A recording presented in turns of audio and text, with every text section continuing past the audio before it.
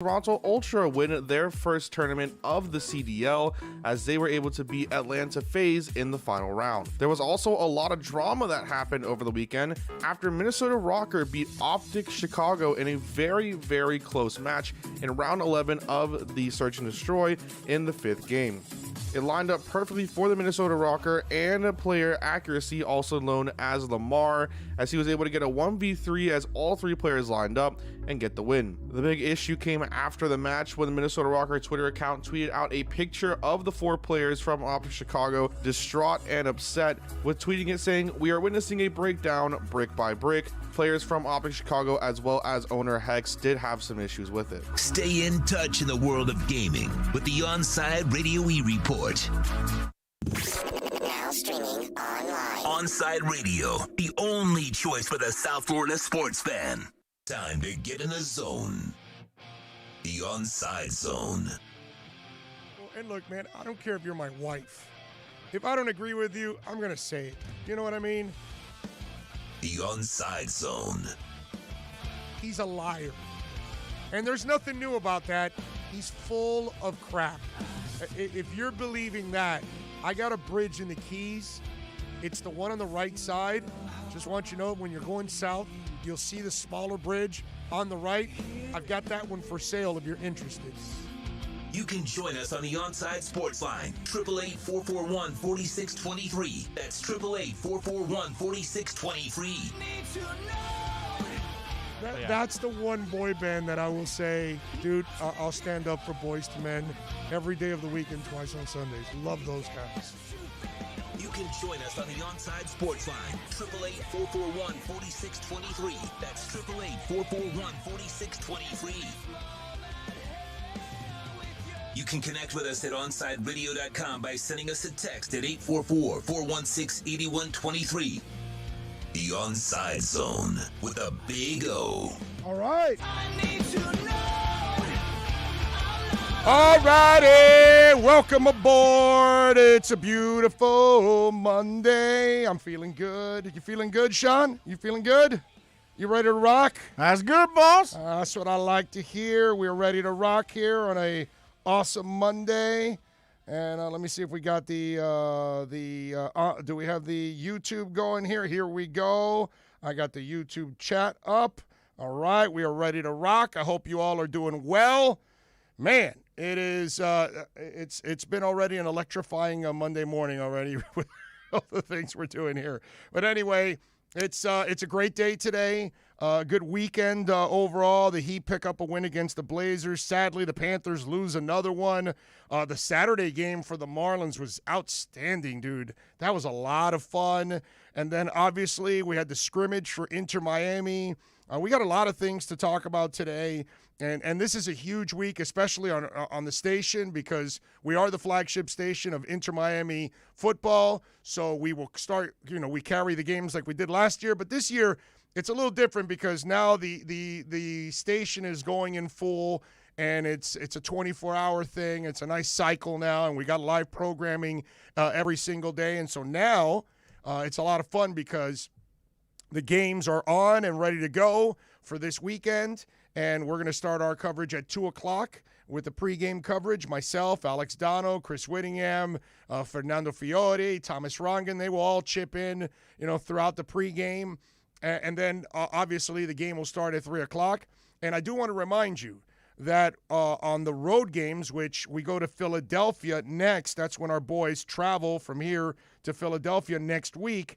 And all of the OnSide Radio pre- and post-game shows will be at Dangerous Minds Brewing in Pompano, 1901 North Federal Highway in Pompano. So, hey, man, next Saturday, not this Saturday, next Saturday, all right, get ready, man. Let's load it up over there at Dangerous Minds. We're going to have giveaways. We're going to have some fun out there. We'll take your questions in the postgame, okay? Not pre, not half, but postgame. We'll have an open mic for you and everything. You can call in, of course. You can send in your tweets, all that stuff. You want to comment after the game. It's going to be fun. 8,000 fans in the stadium this week.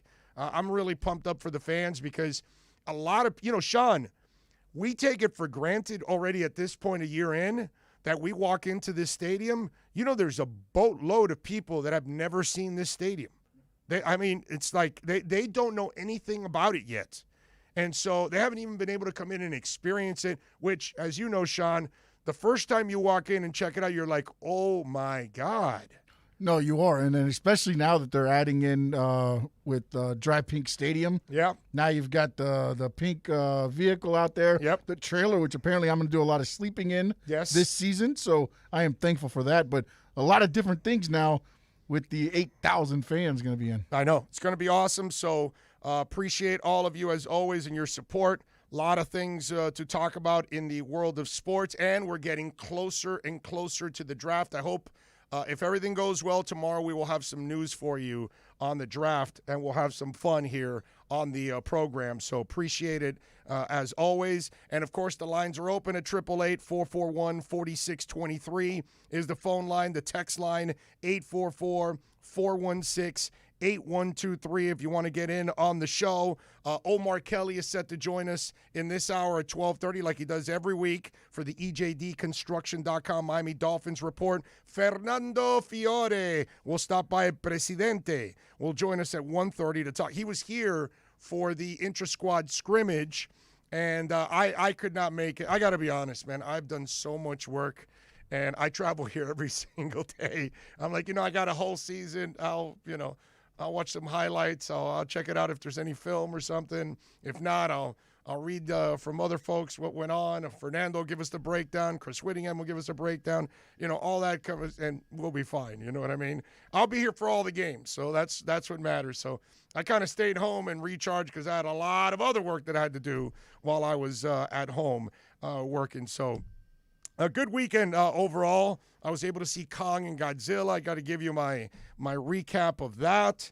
Bunch of things, man, that we got going on today. So always appreciate everybody out there. Hope you all had a fantastic weekend. Crypto did very well, too, over the weekend. Although right now, consolidating, Engine Coin consolidating, V-Chain, take advantage, buy the dip.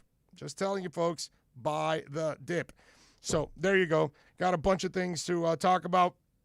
First of all, I hope you guys heard the Inside the Paint program, and now Inside the Paint has expanded to an hour, and it's now 10 to 11 a.m. Mondays now with Ira and Ethan, and both guys did. I listened to the whole hour. They were fantastic, as they always are. They're always fantastic, great information. And one of the things that obviously right now, look, last night, terrific win for the Heat. To go into the Blazers arena and win 107-98, I just found that to be absolutely freaking amazing, okay? It was really good to see that happen. And the boys are 3 games above 500. They got a really tough game on Tuesday, tomorrow, at Phoenix. Wednesday, they're at Denver. And then Friday, they get a little break because they're in Minnesota. And that should be a game that I think that's the game where you just go, Jimmy, it's your show. Have fun.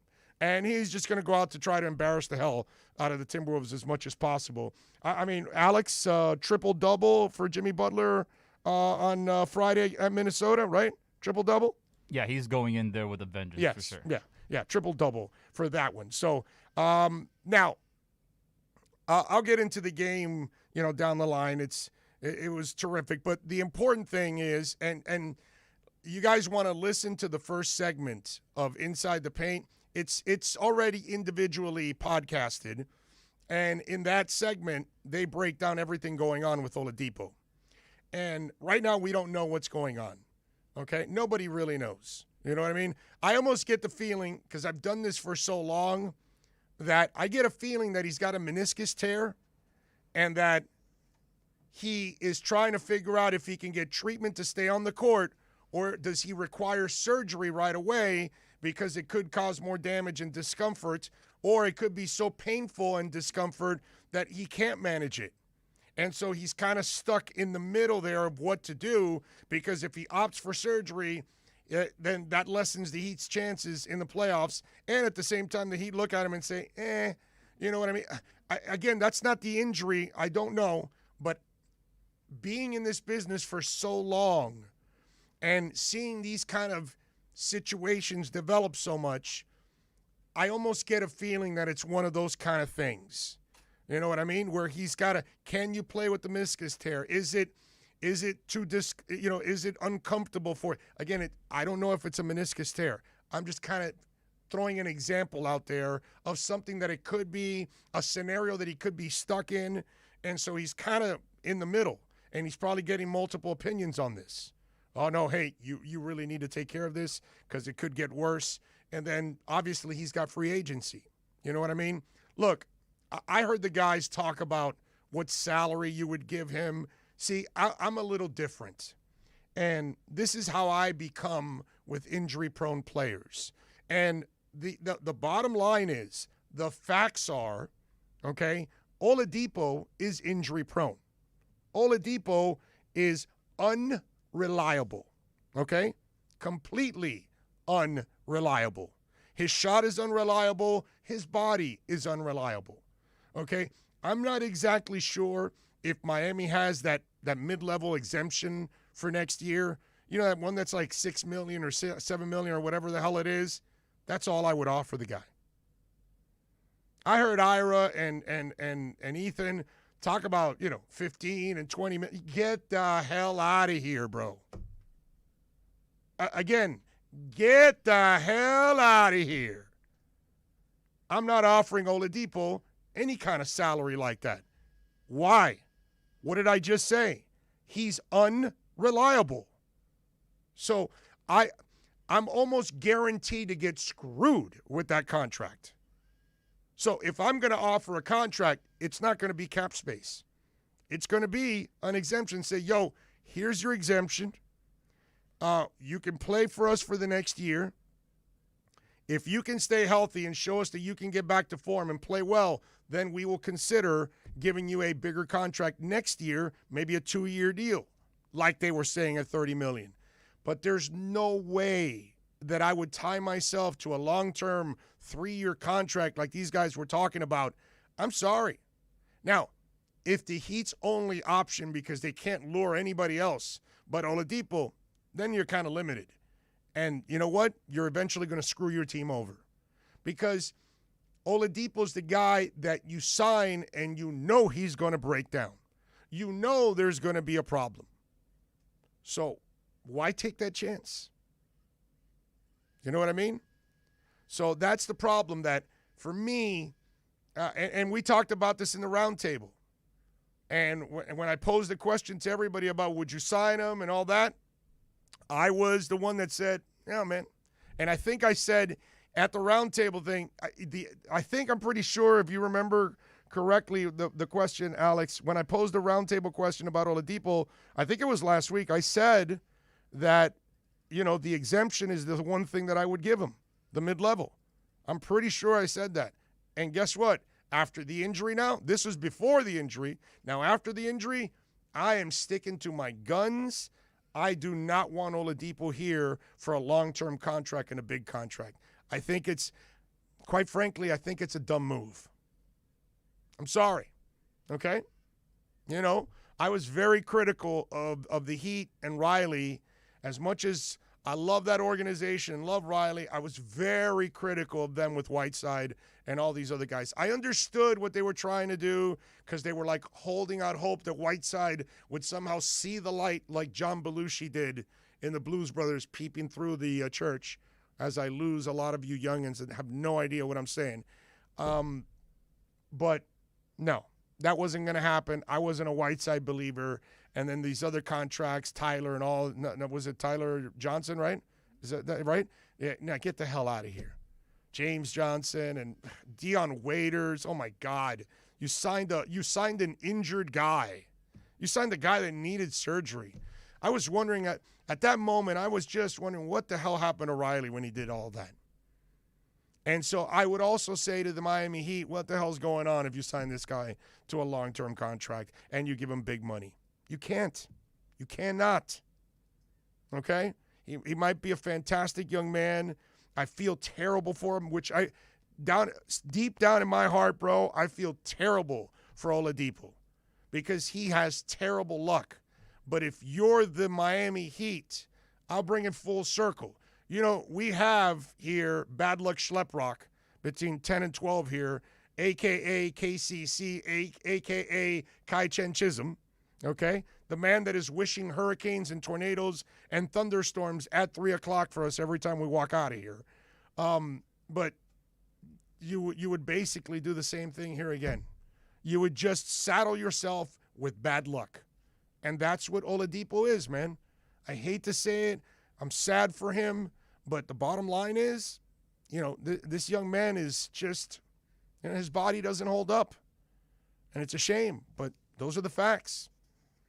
Don't forget, Inter Miami fans, you can join us for every road game as we broadcast live from Dangerous Minds Brewing Company, 1901 North Federal Highway in Pompano. You can join me and Alex Dono, enjoy the delicious food and incredible house drafts and giveaways. Inter Miami fans, your new home for every road game is Dangerous Minds Brewing Company in Pompano. Follow them on Twitter at Dangerous Minds B and on Instagram at Dangerous Minds Brewing.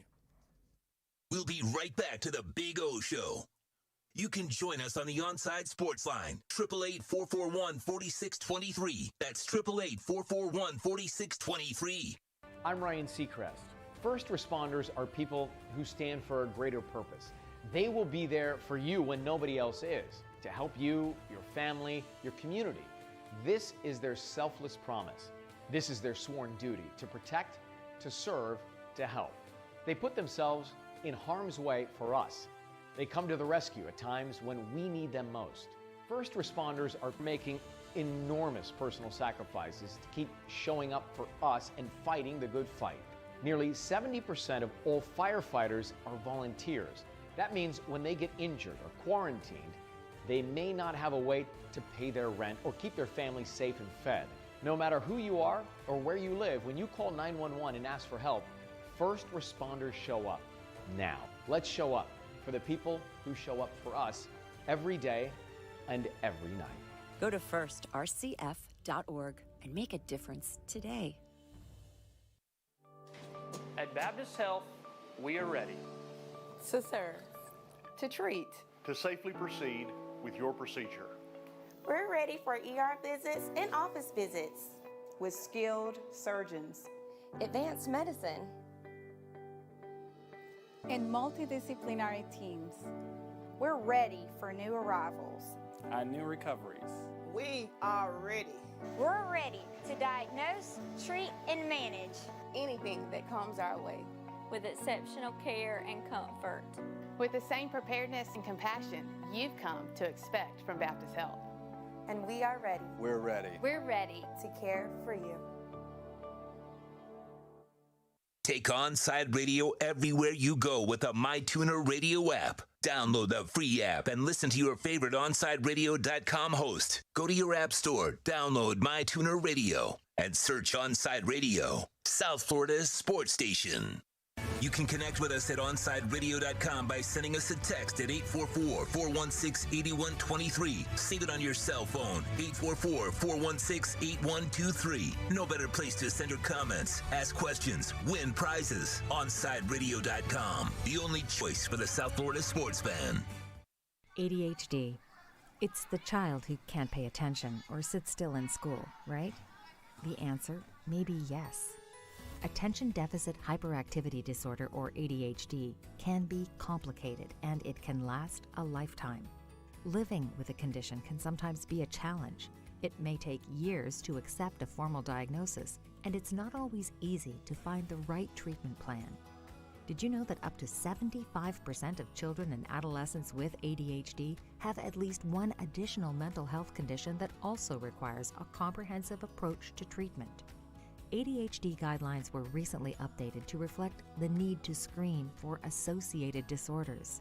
Be sure to talk with your child's doctor about proper screening and visit moretoadhd.com for additional information. That's moretoadhd.com. This message has been brought to you in partnership with ADA, ACO, and CHAD.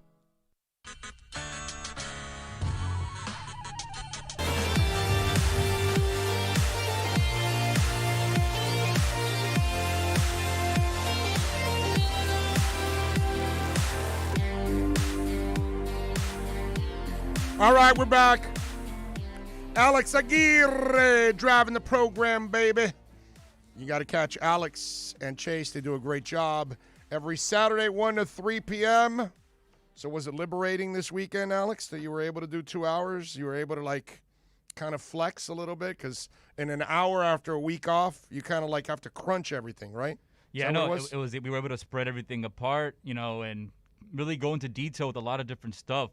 More interviews? More interviews as well, and it was a lot of fun. And the full hour of Marlins talk and, actually dive into it and kind of go back and compare what's going on with the Marlins to the rest of the MLB. It's good to really dive into that for a full 2 hours. Yeah, dude. And I got to tell you, Rogers on Saturday, that was fun to watch, yeah. dude. That was fun to watch. The Mets fans were like, well, we never give DeGrom any run support and all that stuff. And, whatever. But it was just funny, man.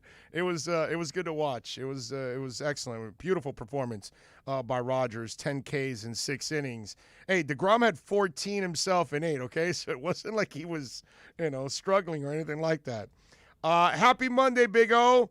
I'm hoping I get my Johnson & Johnson, we're talking vaccine, I'm sorry. Okay, a vaccine this week, and we're getting close to the draft. G from Pennsylvania, way to go, G. Get those vaccines, baby. I love it. Let's see. Born in 73, turning 48, I'm sorry, in 21. Yeah, there you go. All right. Well, happy birthday. Let's see. Good afternoon. This is from last week on this one here. Okay. I see. Okay, here's a couple of other ones. All right, I got you guys now. All right, if you want to send in a text, 844-416-8123. If you want to get in on the text line, the phone line's 888-441-4623. If you want to reach out to us here on the program, a lot of things to talk about. First of all, Panthers, they made some moves. And on Saturday, they struggled against the Stars, and now they've lost 3 in a row. They lost 4-1. Panthers are still kicking ass. They've dropped a little bit in the standings, but they're still, they're fine overall. Bobrovsky had 16 saves, 4 goals allowed. I just have to say that I don't trust Bob. I still don't trust Bob. And for the kind of money that you're paying him, I would love to trust you. See, I can trust Jimmy Butler. You know what I mean? I can trust Bam Adebayo. You understand what I'm saying? There are certain people that have earned a trust. And I can trust them to do something for me, and they're going to do the job. I can trust Lewis Morgan for Inter Miami to bring it every week and play at an incredibly high level. All right? I mean, there's a lot of things I can trust. I can trust Barkov to produce and play well. I can trust Huberdeau to do his part. You know what I'm saying? Verhaeghe, I can trust. There's certain guys already that Verhaeghe's one of the newer guys, and I can trust them. I can't trust Bob. I'm still at that point. I watch the games, and it still kind of makes me uneasy watching that dude play. And why does it make me uneasy? Because I don't trust him. And I almost feel like he's going to F it up at one point or another. It's a shame, but that's where I'm at with Bob. And going into the playoffs, I almost – and listen – my very short experiences with my favorite hockey team in the playoffs, because they don't really go to the playoffs much. But when they had the good runs, which was, a quarter century ago, they had a hell of a goaltender. And when I look at Bobrovsky and I look at Driedger, I got to tell you something. Combined, they're not Beezer. Okay? Chris has played well. Bob has played okay. Because they're not paying Bob to play okay. They're paying Bob to play like Beezer. I know what a goaltender looks like when he's on his head. And I covered it. I watched it. I followed that team. I was a beat guy for those teams in the mid-'90s. Okay? I'm old. I've been around the block a couple times. I'm not a hockey expert by any stretch. Okay? All right? I'm not telling you that, I'm Mr. Hockey now. Come on, let's shoot the puck. No, I'm not doing that. Okay? I'm not telling you that, but I'm going to go by my past experiences. And I know when a goaltender looks like a freaking ass kicker. I know when a goaltender's on his head. I know when you can't score on the dude, Beezer. And that's the thing that I can remember. It's etched in my mind. It's burned in my memory because it's the only real good times I've had in the playoffs with the Panthers. We've had some other ones since then. We've had some good moments in the regular season. Okay? Little moments here and there, stretches, that 12-game winning streak, and all those little things that have happened throughout the last 25 years, that there were little moments, little chapters. But in the playoffs, there ain't any good chapters since the mid-'90s. And do you know why? Because they haven't had anybody like Bob. Okay? Like Beezer. And that, to me, when I was done with the game with the Stars on Saturday, I sat there and I said, I don't trust this guy. And that's a major problem for the Panthers. That I hope their young goaltenders that they're trying to develop down in the minors, I hope that, I forgot the name of the one kid, I hope he comes up soon, and I hope he's ready to kick ass down the line, because while I think both guys have done, Dreger's done a good job, and Bob's been okay, they're not playoff hockey ready. And I think last time I checked, what is it?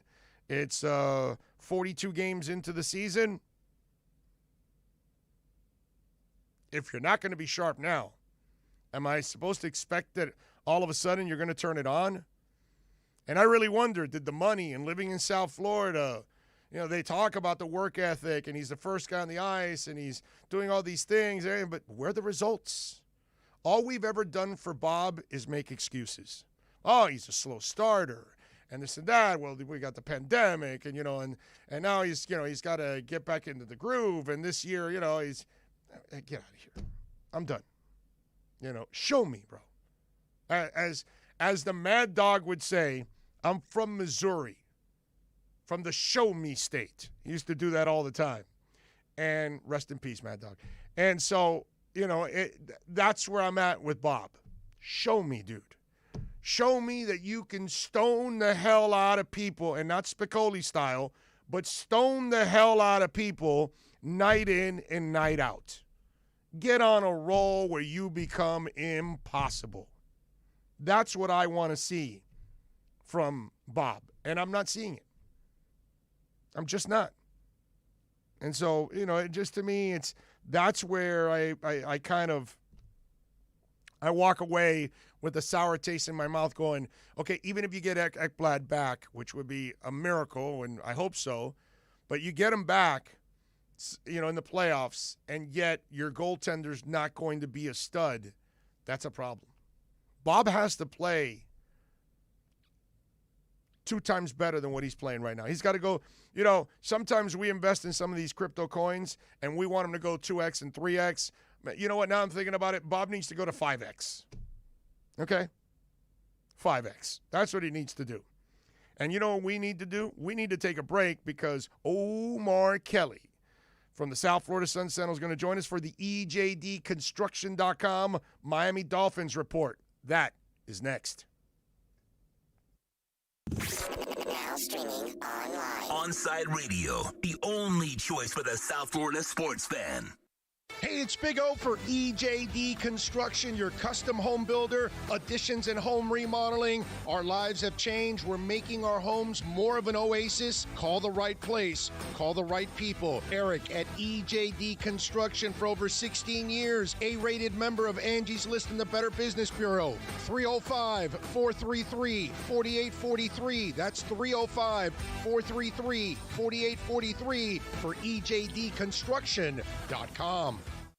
Join the Inter Miami family in 2021 by becoming a 2021 season ticket member. Enjoy enhanced access benefits and pricing not available to general fans. Visit intermiamicf.com/tickets for more information. If you missed Man of the Match with Alex Dano, you missed. I think we need to normalize the nickname Dick again.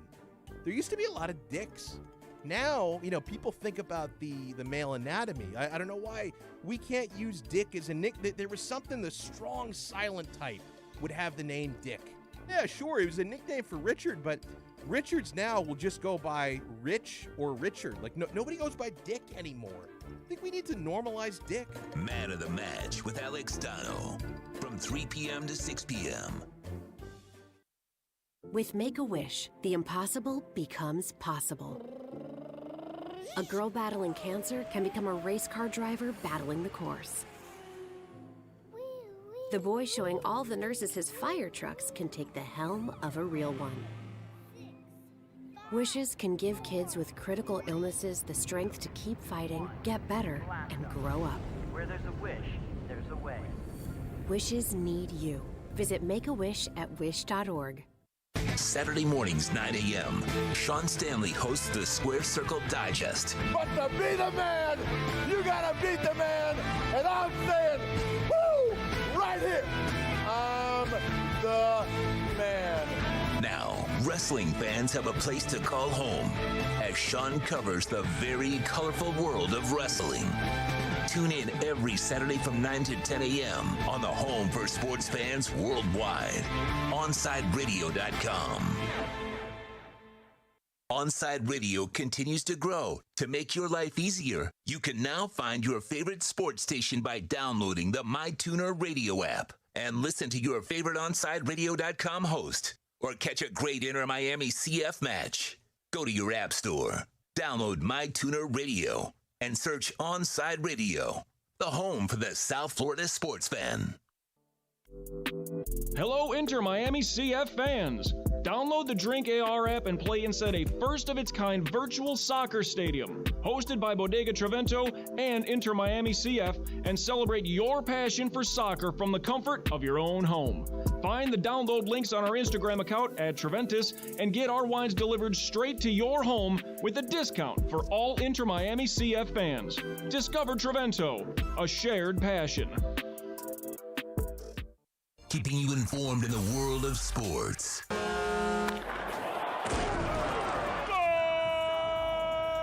With an OnSideRadio.com sports update. The Miami Heat beat the Portland Trailblazers 107-98. Bam Adebayo had 22 points and Jimmy Butler added 20. Next game is tomorrow night in Phoenix. Tip-off is at 10 p.m. The Florida Panthers lost their third straight game 4-1 to the Dallas Stars. They remain in Dallas for a game on Tuesday. Puck drops at 8 p.m. Miami Marlins won 3-0 on Saturday, and Sunday's game was suspended due to rain. Tonight they are in Atlanta opening a series versus the Braves. First pitch is at 7:20. This is South Florida's home for local sports talk. This is OnSideRadio.com.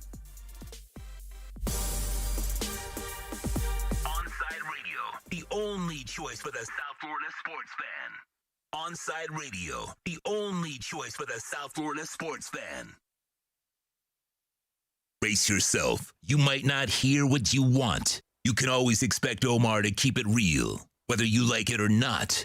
It's time for the EJDconstruction.com Miami Dolphins report with Sun Sentinel writer Omar Kelly. EJD is your one-stop shop, custom home builder, and general contractor for residential construction. Call them 305-433-4843.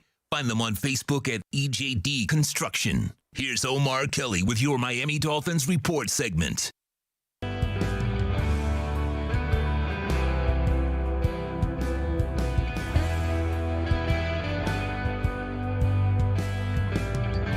All right. We promised you, as we always do every week at this time, it is the EJDconstruction.com Miami Dolphins report. You just heard the man with the pipe say it. Omar Kelly from the South Florida Sun Sentinel joins us every week to have some fun. Oh, how was your weekend, my friend? You doing all right? Yeah, man. I can't even remember what I did this weekend now that you asked me about it. Did you watch Kong and Godzilla? No, why would I do that? Okay. Did you do a mock draft over the weekend and put it on the South Florida Sun Sentinel? That's what I did. All right, one out of two would put me in the Hall of Fame in baseball, so we're good there. And by the way, I want to tell you that you made a lot of Dolphin fans very happy when Kyle Pitts went to number 6, man. They're loving it, baby. That's my ball watcher mock draft special. I had to give the ball watchers a nod of respect. Kyle Pitts is clearly going to be the top target at 6. When the Dolphins traded up, it was pretty well understood that there were probably about 3 or 4 targets that they had in mind to actually give up the currency that they had to give up. And they lost that trade to move back up to 6. But they believe that that's really where the threshold is in terms of the impactful difference-making players in this draft. And I think they're right. I really think they're right. I think I would be comfortable at 8, but I'm certainly great at 6. And Kyle Pitts is probably the cherry on top. He's not necessarily a position of need, but he's one of those players. And you've convinced me as such. You've been part of the contingent that has convinced me of such. He can play every position except for running back on offense. He can play split end. He can play flanker. He can play slot. He can play tight end. He can play for flex. So you basically, when he's out on the field, you have absolutely no idea what to do with him or who to cover him with. Yeah, I'm telling you, I love them. And this the other thing that, the part B of what you just talked about is I truly believe that for the first time in like 25 years since like Jimmy – okay, they actually have like a competent front office, dude. Like these guys know what the hell they're doing. They have a plan. They think it out. Listen, nobody's ever going to be perfect, Omar, but considering the bullshit that you've covered here for 15 to 20 years, okay? It has been bullshit. Yes, exactly. and that crap, these guys are organized. They're thoughtful. They have a plan. They dropped to 6 because they know that they're going to end up with a weapon. And yes, we all want Pitts. Well, some of us want Pitts.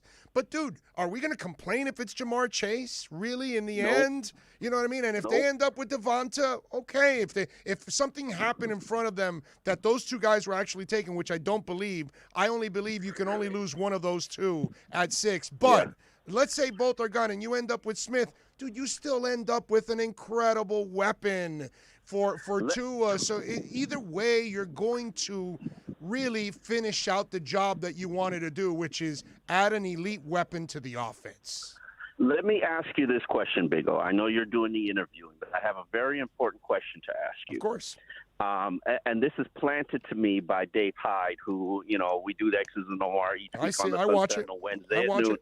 And I was initially like, Penei Sewell, I thought he was an elite player in this draft, and I still think he's an elite player in this draft. He has elite player movement skills. I'm not sure I feel like he's a left tackle, but he has elite movement skills. I'm talking, the Indianapolis Colts offense. The name escapes me right now. Oh, the Notre Dame kid you're talking about? Yeah. Yes, I know. Yes, I am. So if you added him at 6 and inserted him somewhere into your offensive line, that would open up the zone blocking style of play, which I'm a big fan of, and you don't have the weapons to zone block because none of your linemen are really athletic enough. How would you feel about that and Najee Harris at 18? Wouldn't that be the most impactful thing outside of Kyle Pitts that you could possibly do for your offense? Hell yeah, because as you know, Omar, if you can control the line of scrimmage and you're the bully and then you're shoving the ball down their throat with a 230-pound hammer named Najee Harris, who then gets out in the open field and has an extra gear. He may not have the elite gear, but he has another gear that will freak you out for a man his size. I completely agree with you because it makes Gesicki's job that much easier working the middle of the field. It makes the safety have to cheat up a little bit, and then all of a sudden you're going to have something more in the third level. So, yes, I am completely with you. See, that's the beauty of what the Dolphins have done. They have set themselves up that they can pick multiple players at 6 and do what they need, or go in multiple directions, as in, like you're talking about, let's get through the power part first, so we're beating people up, and then Tua's job will be that much easier. So it's either make his job easier by putting 2 tight ends in the middle of the field that would cause a lot of havoc in a passing-oriented offense, or do we go a little bit more old school and we control the ball and control the game by beating people up with our line and a bruising back? So, again, if they went that way, I can't sit here and say, oh, that's stupid. That philosophy doesn't work. Hell yeah, that philosophy works. That's why the Seahawks were so good. They were pounding the shit out of you with Marshawn Lynch, and then Russell was making it nice and easy with hitting Baldwin and any of the other guys, over the top. So I am 100% with you that you could go either way. That's why I look at it, this draft, and I basically say it's Pitts, Chase, or Sewell. I mean, those are my 3 guys. Yes. That if at 6, that's the direction I'm going. I'm not going with one of the Alabama receivers. And part of the reason I'm not going with one of the Alabama receivers is their body type, and the fact I don't have a 40 time on them, it makes me very uncomfortable. Not to say that I need a 40 time on them, because I know they're all fast, but it just doesn't make me feel comfortable that I don't know exactly how fast these guys are or how impactful they are. I do know how. By the way, you were a little worried about Jamar Chase's top end. After that 40, you weren't worried anymore, right? Was not worried anymore. Not even just a 40 time, the shuttle run. I don't have any measurables. I don't have any combine work from any of the skill players, even including Najee Harris. Right. And I get it. They're battling injuries. I'm sorry. That's uncomfortable. Listen, Bama has become exempt from doing combine drills.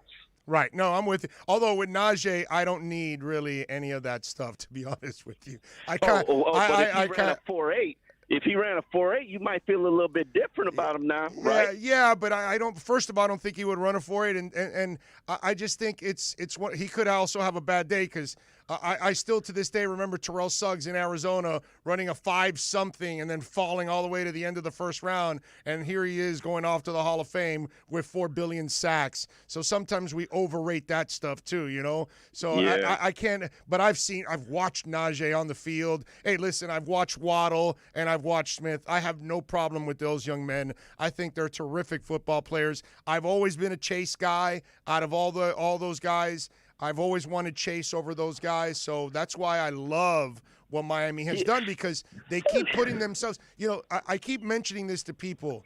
They keep dealing from a position of strength, because they make moves that put themselves in a position where they can have multiple avenues to go in. Hell, even if they want to, Omar – If there's enough players there, if they wanted to trade down again and pick up more picks, they probably could do that again, which gives you another reason why you got to like the way they have thought through this process.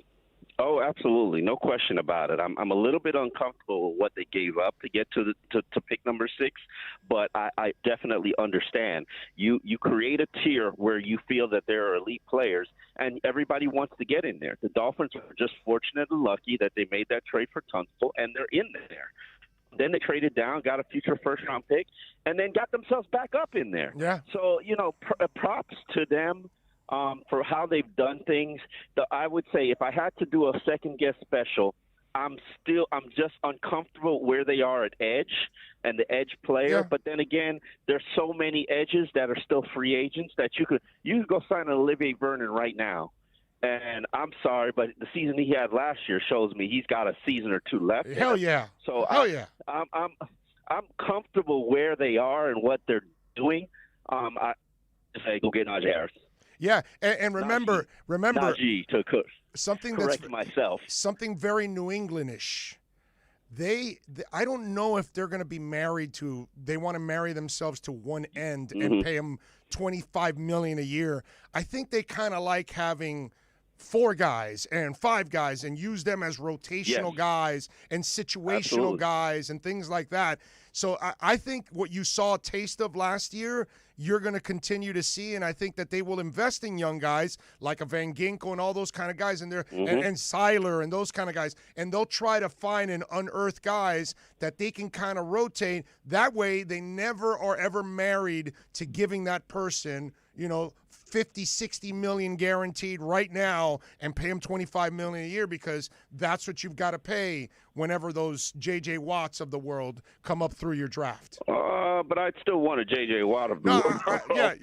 I get it, but I'm just talking about philosophy is what I'm saying. If they draft one and end up with it, well, then they, then they got to pay it, at that point, They need a without a doubt. Here's a scenario in the situation that the Dolphins cannot address right now. You're leading by 10. The team that you're playing has to pass on every down. Outside of your blitzing, your linebacker blitzing, heavy blitzing. Tell me the one player who can get pressure with a 4-man rush. There isn't one on this roster. Agba did a pretty good job last year. No, if you look at all of Agba's sack production, those are free rushes, and it's not disengaged.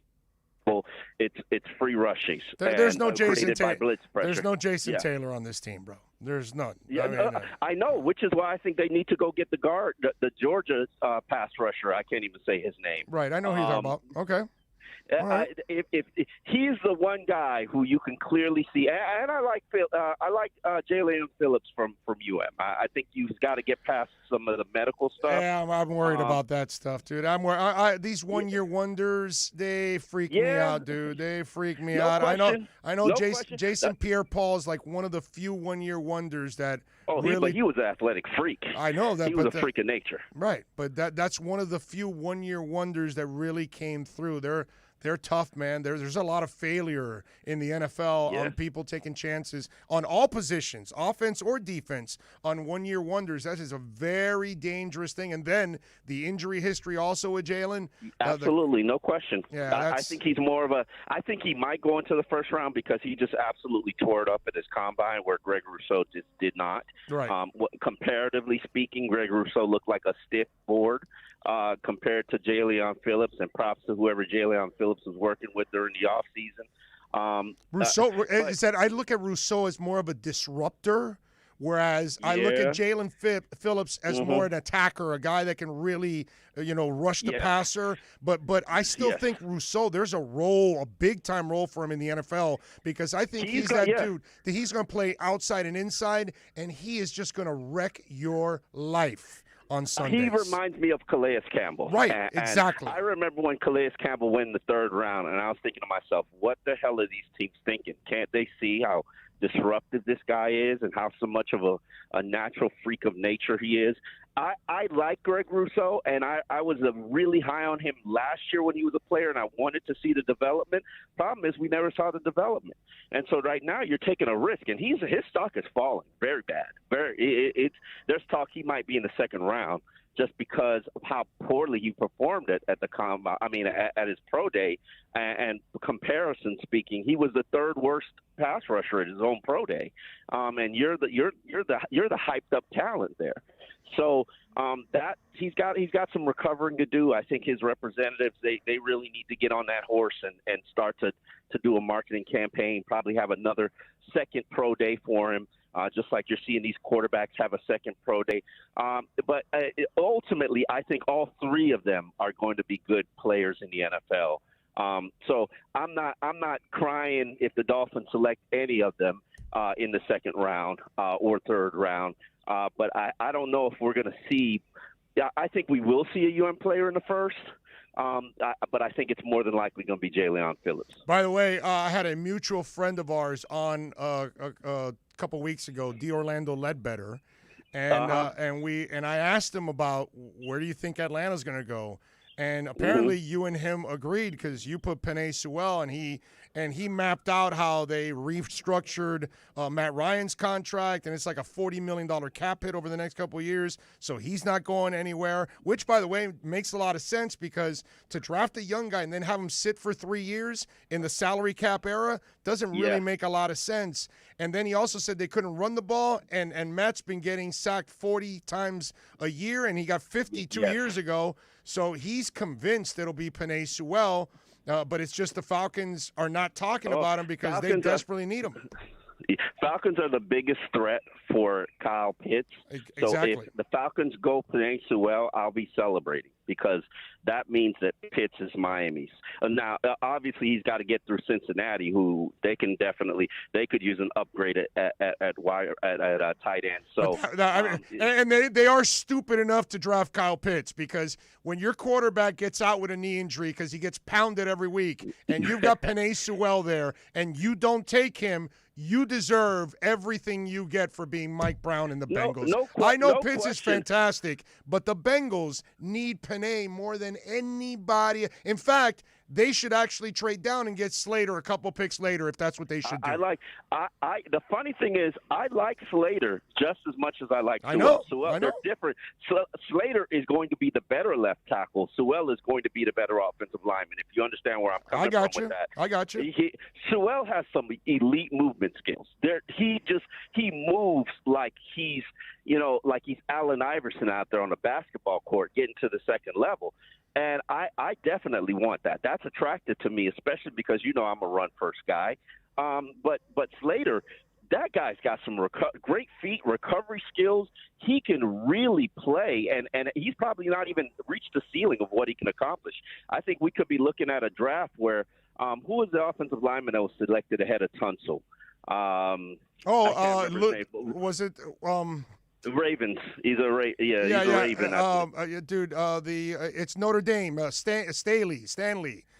Staley. You could be looking at where you got two elite players for the next decade, and I think that they're both very good, and I'm excited to see how they both play in the league. But even if that happens, let's say Sewell and Pitts go ahead of Miami, then they're sitting there with Chase. And what a consolation prize. Chase and Will Fuller the fifth, and Gesicki in the middle of the field, and Parker now is your fourth guy. I'm super happy, bro. But this kid Tua should have a field day with those kind of weapons. Should be fun as hell. Absolutely. All right, good stuff. Follow him on Twitter at Omar Kelly. More importantly, make sure you call the boys at EJD Construction because Eric will get it done. Great people, great staff. 305-433-4843. Omar, as always, you're a stud, my brother. Great segment. Thank you. All right, there you go. You got it. Let's take a break. Final segment of hour number 1 coming up.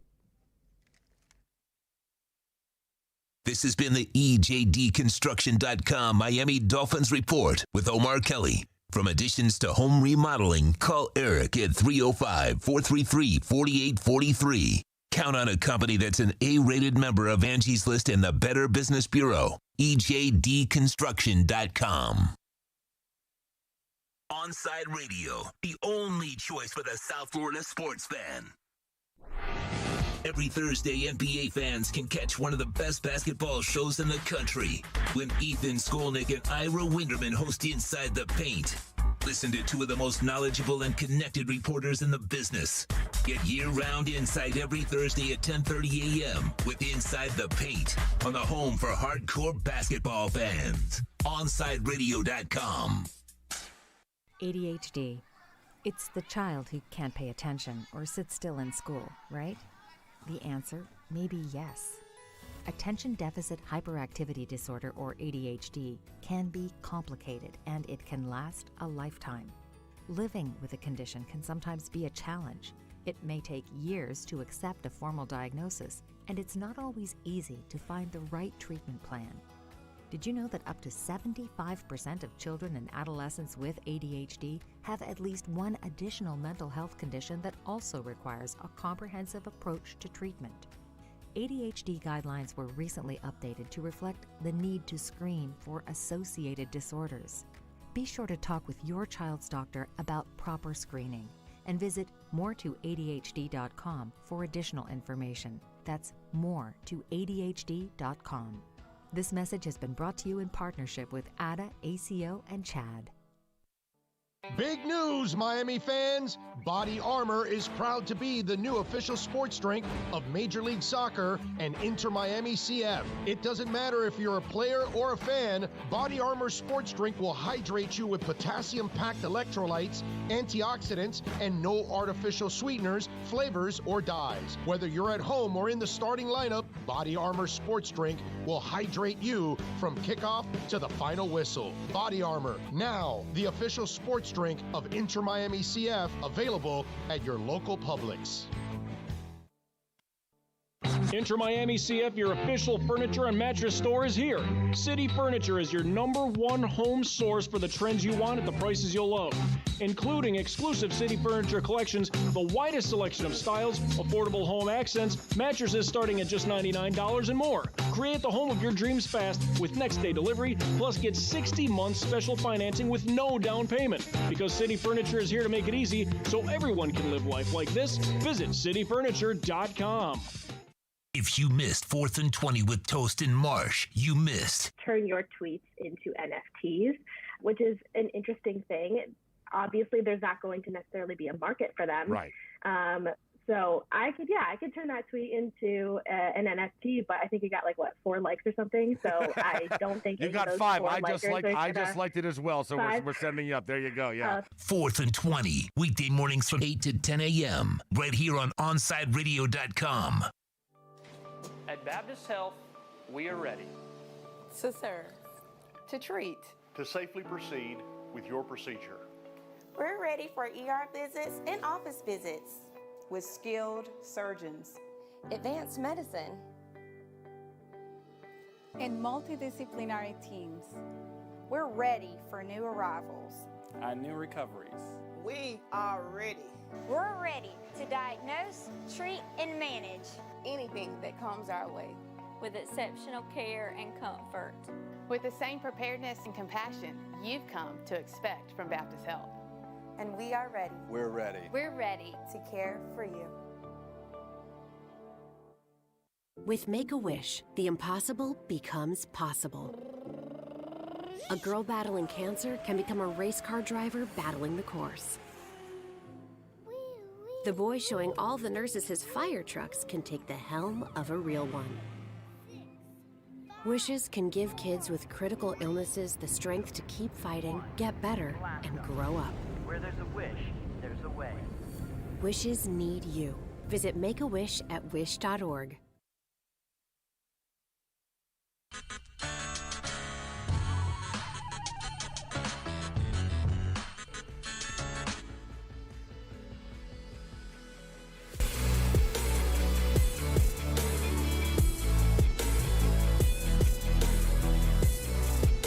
All righty.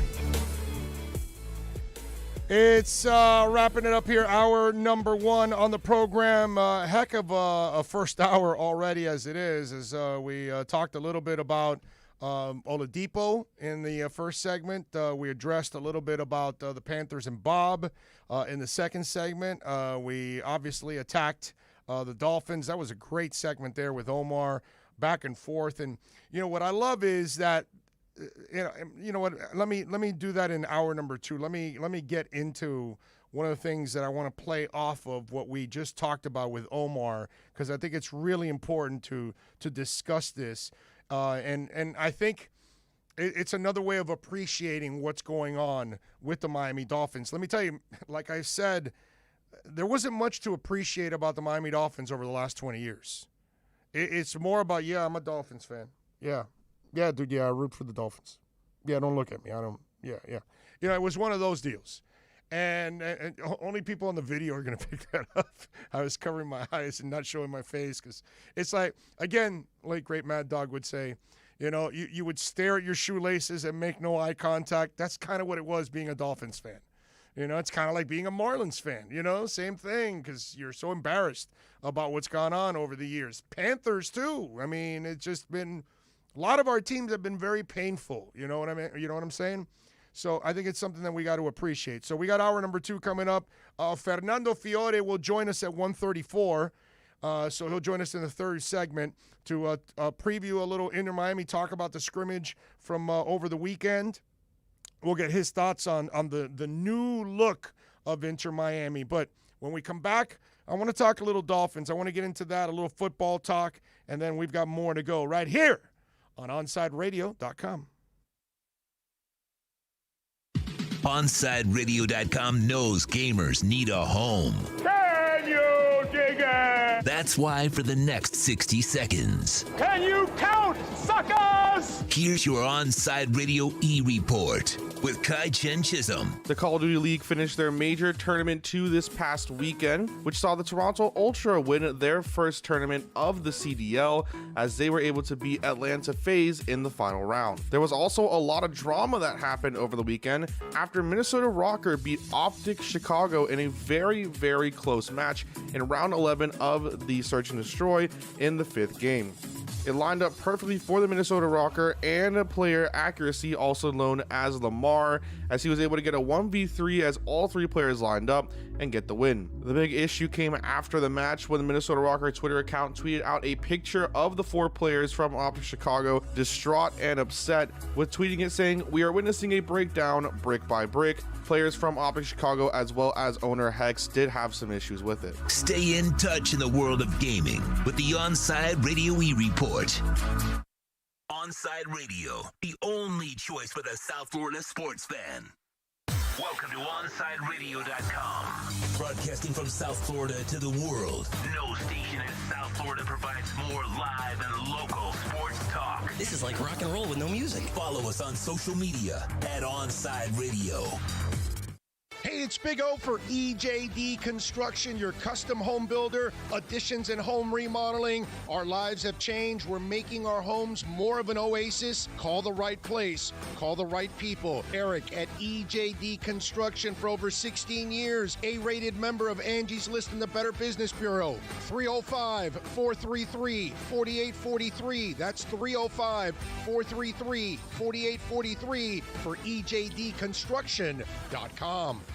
Now streaming online. OnSide Radio, the only choice for the South Florida sports fan. Time to get in the zone. The OnSide Zone. And look, man, I don't care if you're my wife. If I don't agree with you, I'm going to say it. You know what I mean? The OnSide Zone. He's a liar. And there's nothing new about that. He's full of crap. If you're believing that, I got a bridge in the Keys. It's the one on the right side. Just want you to know, when you're going south, you'll see the smaller bridge on the right. I've got that one for sale if you're interested. You can join us on the OnSide Sports Line, 888-441-4623. That's 888-441-4623. That's the one boy band that I will say, dude, I'll stand up for Boys to Men every day of the week and twice on Sundays. Love those guys. You can join us on the OnSide Sports Line, 888-441-4623. That's 888-441-4623. You can connect with us at OnSideRadio.com by sending us a text at 844-416-8123. The OnSide Zone with a big O. All right.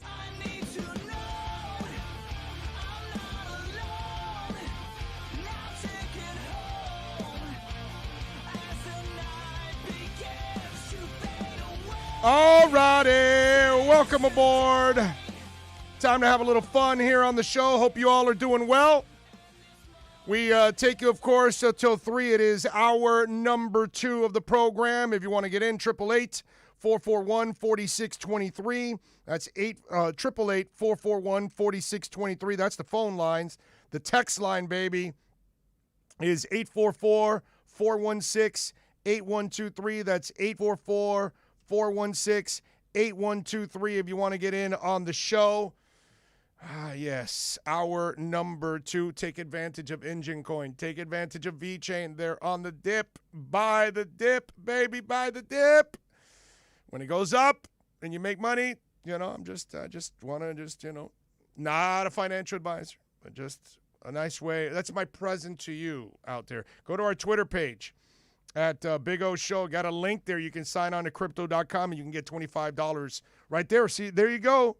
There you go. By the way, if you're going to sign up for an account, also there, Mr. Alex Aguirre, you can sign up for Crypto.com. Use my link, and you'll get $25 free so you can invest. Okay? Put it right away into a little Bitcoin for yourself, maybe a little Ethereum. Check it out there. So it's on my Twitter page at Big O Show. Look for the Crypto.com one. There's another one also for Bitcoin, too. If you want, you'll get $10 free of Bitcoin. So go to my Twitter page, Big O Show. All right, a lot of things to talk about. Now, we were talking about with Omar, and, I see you guys going back and forth on the text line and talking about all of this stuff, and I will go to the text line in a minute and answer some of your questions and comments. We'll do that in the next segment. But you got to understand, I've seen some of you talk about the run game. Oh, don't go for the running back early, or I don't want Panay. I want Jamar Chase. Listen, in my perfect world, I want the tight end. Okay, I want Kyle Pitts. I've said this already over and over and over again. I want the 2 tight ends. Remember, even when Omar, and we convinced Omar. Remember, a couple weeks ago, our boy Omar didn't want the Kyle Pitts thing because then you're not going to re-sign Gesicki. And then I told him, well, dude, you don't have to worry about that because you're not paying Pitts for 5 years. So you could give Gesicki a long-term contract. It doesn't affect the Pitts thing. And then 4 years from now, if Gesicki is still playing at a high level, you want to keep him, you do. If you don't, because you need the money, you can part ways. But by then, the cap is going to be by so much that you'll be able to pay Pitts, and you'll probably be able to pay Gesicki if you really want to. You can make it happen. Plus, if you're having success and everybody's winning, I think everybody's happy. You're going to kind of, make it happen. So I love getting Pitts at 6. That to me, if they get Pitts, that might be one of my favorite draft picks that the Dolphins have made in so many years, okay? I'm telling you, I would love that pick. And I love everything that comes off of that pick. And then, obviously, at 18, you can go in many different directions, from pass rusher to another receiver if you want to really load up. If you want to get yourself a lineman, you can do that too. You can get a pass rusher. There's so many ways that you can go, okay? Outside linebacker. There's a couple of different options for you at that spot, okay? So you're really open at that point. But what Hyde brought up to Omar, that Omar brought up to us, and if you go a little old school right now and you say, you know what, man, we got a rookie quarterback. We got a young offensive line. We need this young offensive line to grow up a little bit more. But let's add another freak to this line in Penei Sewell at number 6. And then all of a sudden you put him at right tackle so you can protect the blind side for Tua. You keep Jackson at left. And then all of a sudden now you move Hunt into guard now. So now with Hunt and, oh, damn it, now I'm brain farting with the other kid. Because I know you got Flowers, but the other rookie now that played last year, God, I hate when this happens. Anyway, you know who I'm talking about. So I know it'll come to me midstream. So you get those guys, all of a sudden you got yourself some road graders. All of a sudden now you've got this big, thick-ass line that it's just hard to maneuver around, and it's really easy to watch them power through you. And then I'm not big on taking a running back at 18. I'm not, okay? But since you don't pick again till 36, and if you're in love with Najee Harris, then you take him, right? And you say all of a sudden now we got our power running game. Now we're going to bruise and punish people. Now we're going to keep the linebackers on their heels, not on their toes, okay? Now they're going to be worried about getting trucked.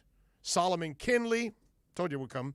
You got Hunt, you got Sewell, you got Jackson, you got these guys attacking your ass. Okay? And maybe you go even center somewhere, you get one of the top centers in the draft. So all of a sudden you start to really beef up that line if you really want to for the future. If you want to do that with Will Fuller and Gesicki, and you can add another receiver if you want in the second rounds or third rounds, and there's plenty of them, okay? You can get the Wayne Eskridge kid from Wyoming who looks like a phenomenal route runner, and he would cause problems. So all of a sudden, you can turn things around where you're power running, you can't stop it, they're pushing you, they're handling you, they're shoving the ball down your throat as they go downfield, and then Tua's hitting the shots after that. Why? Because everybody's on their heels the entire time. They can't attack you. You can't attack because Najee Harris pops through and he's gone for 15, 20 yards. So and Tua is exceptional at reading the blitz and reacting. And so then you got Will Fuller, and you get Will Fuller outside one-on-one, over. You know what I mean?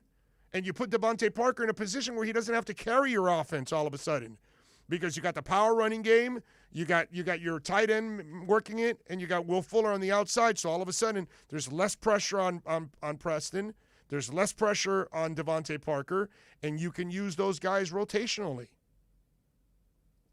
I think there's lots of ways, as they say, of skinning a cat. And that's what I love about what the Dolphins have done. That if chaotically Pitts and what's it called, Chase are off the board before 6, and it's Sewell there, then all of a sudden you can pivot. You can be Bam Adebayo. Do I drive and dunk? Do I shoot the mid-range? Do I pass? Right? That's because that's Bam. Bam is so athletic, so smart, so gifted that he knows what to do in every situation. And he can pivot quickly to whatever decision he has to make on the court because his intelligence, his IQ in basketball is at an incredibly high level. And that's exactly what the Dolphins are doing in the front office. They can pivot at a high level in any direction that they want to go to. That's why they traded back down to 6. I think they read it right from the get-go because I think the top 4 picks aren't going to be Chase or Pitts. I think it's going to be the 3 quarterbacks and then Penei Sewell at number 4. I thought it was going to be a quarterback. Remember, I told you guys, my personal opinion, I thought it was going to be Trey Lance because he's very Tannehill-ish in a way, and that Arthur Smith looks at him and says, you know, what I did with Ryan, I can do with this kid here. But then we brought on Orlando Ledbetter, and he gave us all that info that Matt Ryan's contract's been reworked. So for the next 3 years, the cap hits are so brutal that they can't cut him because it's like $40 million for the next couple of years. So they can't do that. So, and I told you guys that when he said that, what I piggybacked off of that interview was I told you then, if you draft a quarterback, that means you won't play him till like year 4. That doesn't make any sense. So you're probably going to wait to draft a quarterback another year or 2 down the line. It'll be either in 2022 or 2023 because you can't have him sitting too long because you got to play him to find out if you have to re-sign him. You know? Plus, he talked about how they couldn't run the ball. Plus, he talked about how Matt Ryan has taken a beating the last couple of years. So Penei Sewell makes a lot of sense. Now, that's what I love about this position. Now, if they don't want to go Penei and he's sitting there at 6, then they can say, well, we'll take Donta or we'll take Waddle. And they still get their weapon that they need for this kid. Really important. Really cool. You know? So, yeah, I just think you got to look at this, be a little bit more patient. Give the Dolphins an opportunity because I think what they do is they have great foresight of what's going to happen. They're not going to be perfect because nobody's perfect. But if you look at it, I think they're reading it right. And they were ahead of most everybody else when they made those moves that they had the draft kind of figured out what was going on. Oh, yeah, the top 3 are going to be quarterbacks. And then maybe they were thinking either a quarterback or a lineman goes there at number 4. We'll find out. But either way, at 6, they are locked in to a weapon. Okay? Now, I mean, we can all be picky and choosy about the whole thing, but plenty of you were loving Devonta Smith after the championship game and the Heisman and all that stuff. So I would imagine you still love him, right? And a lot of you like Waddle. A lot of the scouts have told me they love Waddle better for what Miami is doing than actually Smith. That's just I'm just telling you what a lot of scouts have told me. And they got nothing, at least my guys have nothing to grind. They don't care about the team, any team. They care about their own teams, but they don't BS me because, you know, I've known them for years and years and years. And if they BS me, then they have to talk to me again, and they don't want to do that. You know what I mean? Get it?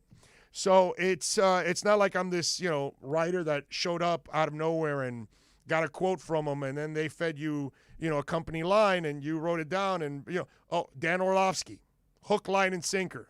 Some guy, oh, no, the kid doesn't. Dan Orlovsky got so suckered on the Justin Fields thing. Okay? Because that was definitely a competing team that wanted to put something out bad of Justin Fields and that he's lazy. And it's like, why would you even call Justin Fields lazy? You know what I mean? Like, forget the Ohio State crap, Canes fans. I don't care about that. I'm talking about the human being. That kid's only shown toughness. That kid, like, one of the things that Ryan Day came back right away with, and look, the coach is supposed to defend him. But, like, he did start the petition that he wanted to get back. That doesn't sound like a lazy dude. A lazy dude says, oh, we're off, great, I'm going to go party and get laid. That's Johnny Manziel. That's lazy. You want lazy? Johnny Manziel. You want lazy? Ryan Mallett. You know? I mean, if we're going to go lazy, what was the name of the guy from Tennessee a couple of years ago? Lot of arm. He had NFL arm talent, but forget it. I forgot his name now, but really, really talented. What a shame, dude. What a shame. Mentally, he was never going to have it to be an NFL quarterback. He was a crappy leader.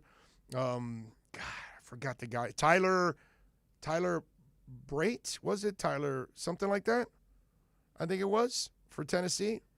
Do me a favor. Look up Tennessee Volunteers quarterbacks last 10 years and give me the guy about 4 years ago, I want to say it's Tyler Bray, maybe? Something like that. Some close. From 2010 to 2012, it was Tyler Bray. That's it. Wow. It's hard to remember everything, dude. It really is. Man, I got to tell you. So, to me, that's where he got fed this crap.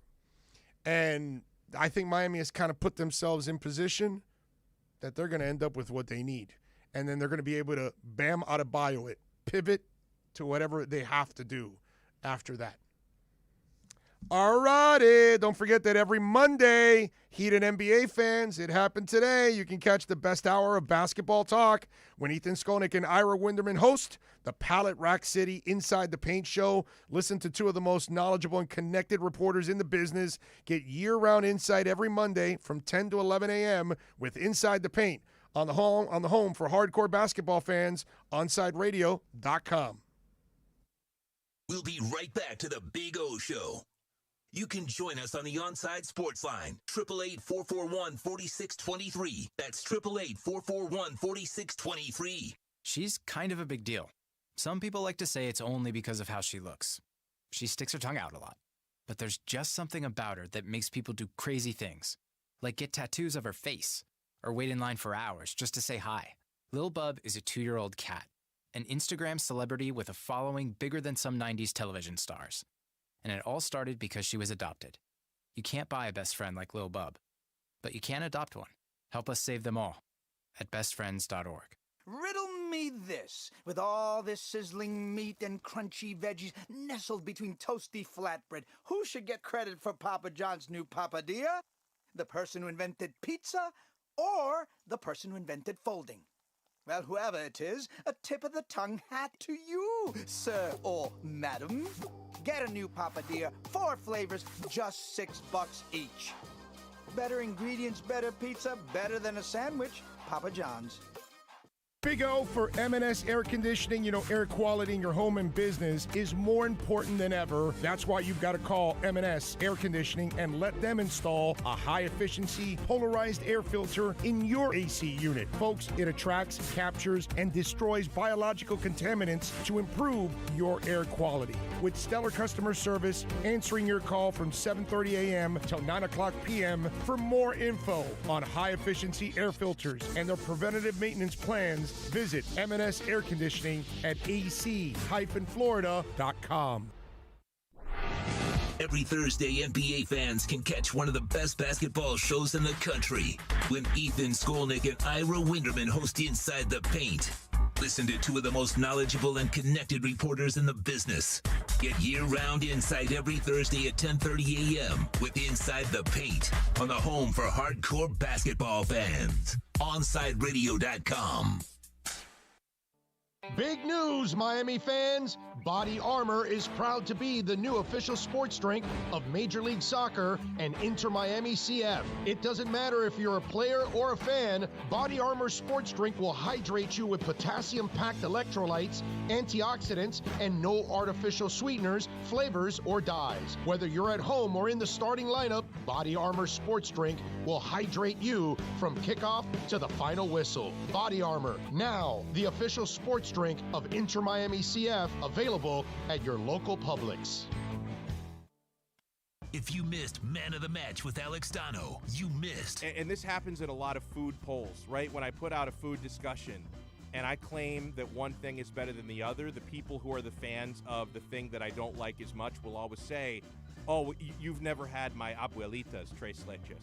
Well, no crap. I don't know your grandma. She's never invited me. I hate that argument. It's like, oh, wait, you think tiramisu is better? You've never had my abuelita's homemade tres leches. Well, until she invites me over, bro, how am I supposed to try?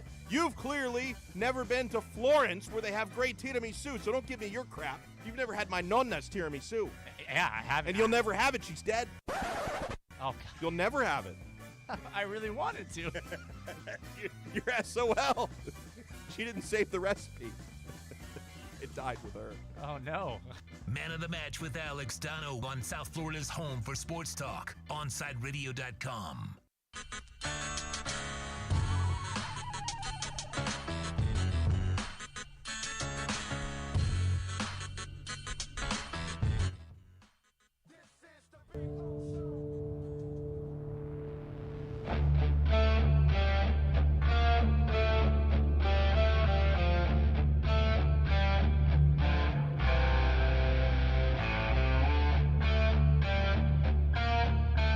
Love it.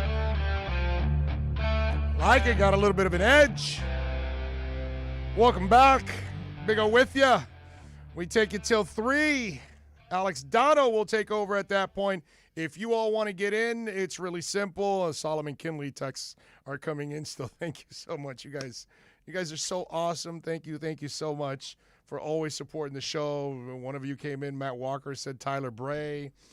Tora T says Jake Locker. Jake Locker went to Washington, my brother, about 1,500 miles away from Tennessee. But I appreciate you looking out as always. Zach Mettenberger was he a Tennessee guy or was he a Penn State guy? Yeah, I'm not sure about that now. But let me go to the YouTube chat board, which is always active. Omar Lopez was first up. Bromar Smelly is in. Just mentioned Matt Walker. Ian from Brooklyn giving us a happy Monday. Willie Molina is out there. Pat in Asheville says, hello all. Deshaun Watson's attorney says that there were some consensual sexual encounters with therapists. Uh-oh, that tells me that most of these women are telling the truth. You know, Pat, I'm glad you brought this up because I got to talk about this because I actually did not make a note of this, and I saw it on Friday, and I was disgusted, okay, because I think now, I got to say it now, I think Deshaun Watson is dead-ass guilty. I really do, because you said you were reaching out to these IG women for therapists. To give you a massage, right? Not to massage your member, to massage you as an athlete. And so then all of a sudden now, you had sex with some of these women, so then you were fishing for sexual encounters. And then the women that did not want to do it because they thought they were actually there for therapy, you may have forced yourself on them.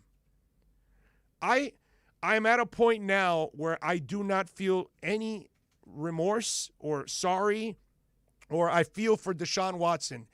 I am now getting to figure out that Deshaun Watson is a predator and a disgusting human being, because now his defense will be that, well, the women I had sex with wanted to have sex with me. The ones that didn't, I didn't have sex with them.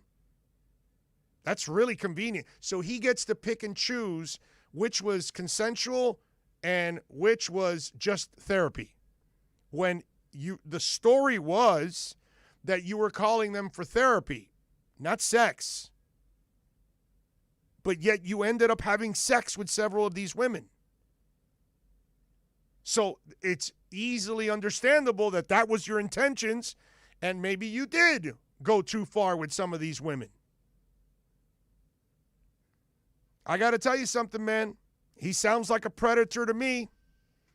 And if it's true, I hope that they can prove it, okay? Because that's also the problem here. The he said, she said stuff, he's going to lose in civil court. But in criminal court, they're going to need some kind of proof. They're going to need some pictures, some bruises, something. They're going to need something. Because if it's a he said, she said, now, we've already caught him in a lie, okay? He's already a liar. So now he lost his credibility because apparently this was all for therapy. Now we're finding out it's also sex. So I'm calling complete bullshit on Deshaun Watson, okay? He's now looking to me like a low-life scumbag. That's what it looks like. That's the impressions I get, okay? Just like the impression I used to have of him was that he was a common and decent dude. Looked like he carried himself the right way. But then again, I thought the same thing I thought Bill Cosby was the all-American dad. Pretty wrong on that one. I think it was a little bit off on that one, like a lot of us.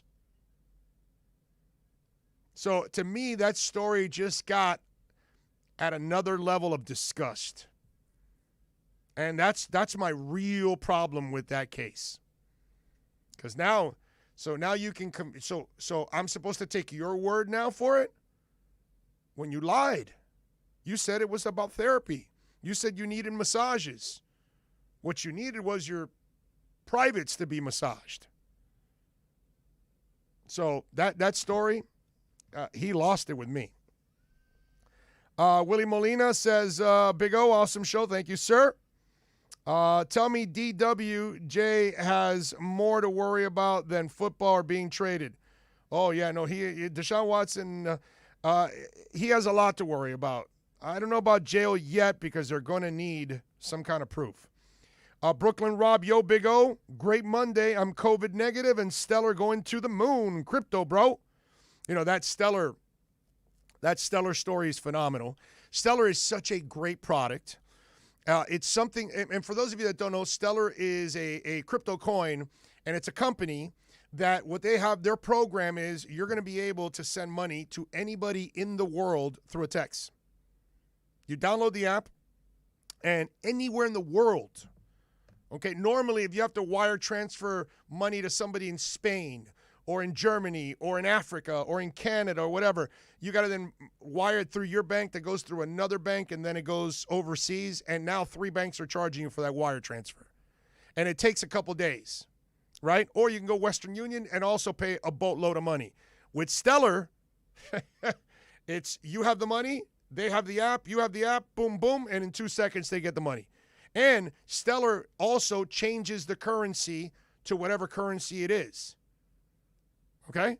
So if you're sending the money in American money to London and your sister, brother, father, whatever, they lost their money and they need it, they'll get it right in their wallet in pounds. Because it also changes the currency for it. It's a great product. And it's going to be used worldwide, and it's going to help a lot of people that, there's a lot of Mexicans that are sending money back to their families in Mexico. Now they're going to be able to do it with a text. Okay, Stellar Lumens. Now, the amazing part of that story is the guy that created Stellar Lumens was also the creator of XRP. He was one of the co-founders of XRP. When he left XRP, he left with over 5 billion shares of XRP. Okay? I think Lisa's on this thread, and she's going, I know this story already. Anyway, so he left with over 5 billion shares. So over the last couple of years since he left, and he left before the SEC shut them down and all that stuff and took them off the cryptocurrency markets to sell. And so XRP has been soaring now. But now they're going to have their SEC trial now. I think the SEC is going to lose because the SEC claimed that people were involved in this mess, and it was only inside of the XRP community. And all you have to do is find those people and fire them, and they've already made the changes already necessary. So I think the SEC is going to lose and XRP is going to win.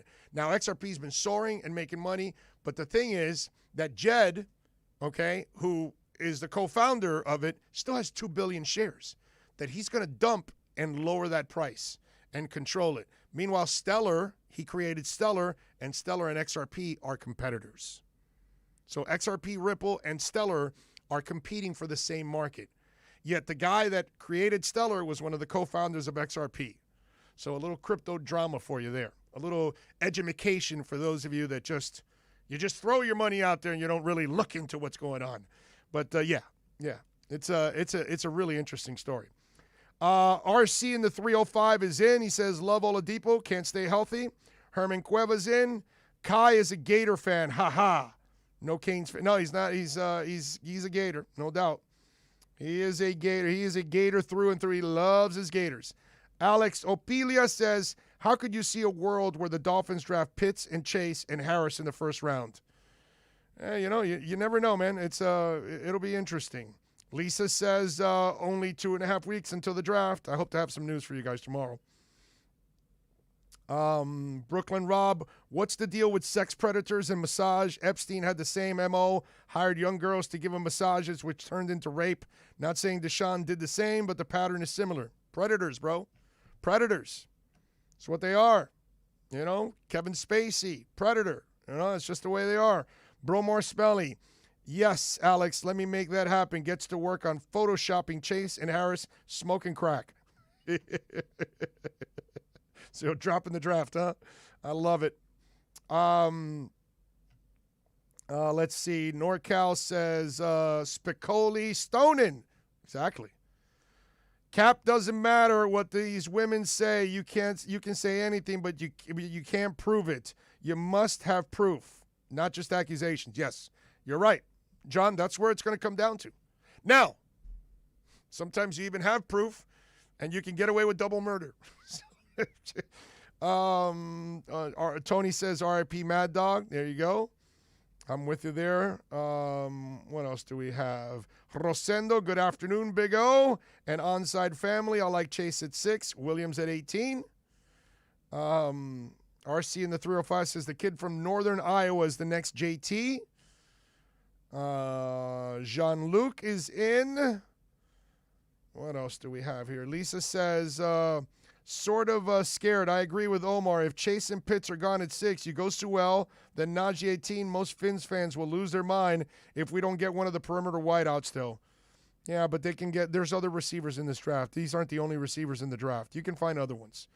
Again, remember what I've always said, and you know it, Lisa, you've been listening to this show for a long time. It's not where you draft, it's who you draft. So if you know how to draft, you will find it. Okay? Fuller going to get suspended again, Balco style.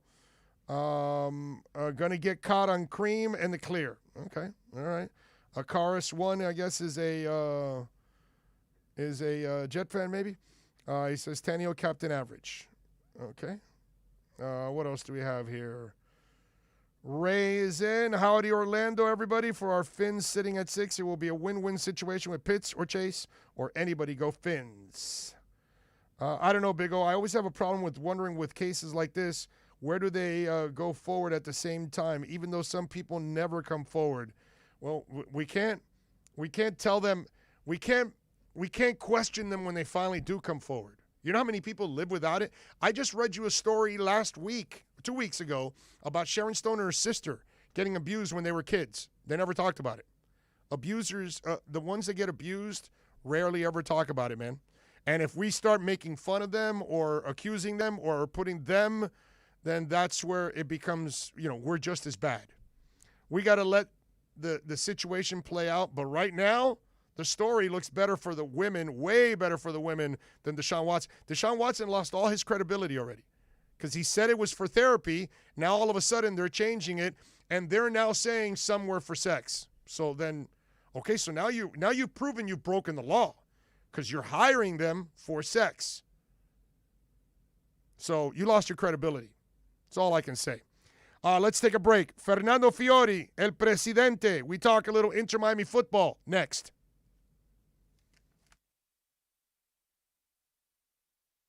We'll be right back to the Big O Show. You can join us on the OnSide Sports Line, 888-441-4623. That's 888-441-4623. There are those who dedicate themselves to a sense of honor, to a life of courage, and a commitment to something greater than themselves. They have always defended this nation and each other. They still do. The few, the proud, the Marines. He was the heart of your family, and he taught you our history. He helped you fix your first flat. He was the best backyard DJ around, and every time he'd tell a story, he'd own the room. But now more than ever, he may feel alone. Today, older adults and their loved ones are struggling to connect, in a time when connection has never been more important. But there is something we can do. Embrace our older loved ones through StoryCorps Connect. With StoryCorps Connect, you can honor seniors remotely with an interview about their life. Every interview will be archived at the Library of Congress, becoming part of American history, so that years from now, future generations can listen in. All right, Grandpa, what's one piece of advice you have for me? Just 3 words, sweetheart. Live with courage. The man that had the best stories still has plenty of stories to tell. So connect virtually and share the conversation of a lifetime at StoryCorpsConnect.org/AARP. Connect, honor, share. StoryCorps Connect. A message from AARP, StoryCorps, and the Ad Council. He has an overbite that makes him look like a cartoon character, a slightly crooked eye, and an uncommonly wrinkly neck. In the right light, he can look a little like a garden gnome, and he'll wear a bow tie just because. Sure, you might call him a little quirky, but that's exactly what makes him so perfect. Tuna is a 3-year-old Chihuahua Dachshund mix with more than 700,000 followers on Instagram, and it all started because he was adopted. You can't buy a best friend like Tuna, but you can adopt one. Help us save them all at bestfriends.org.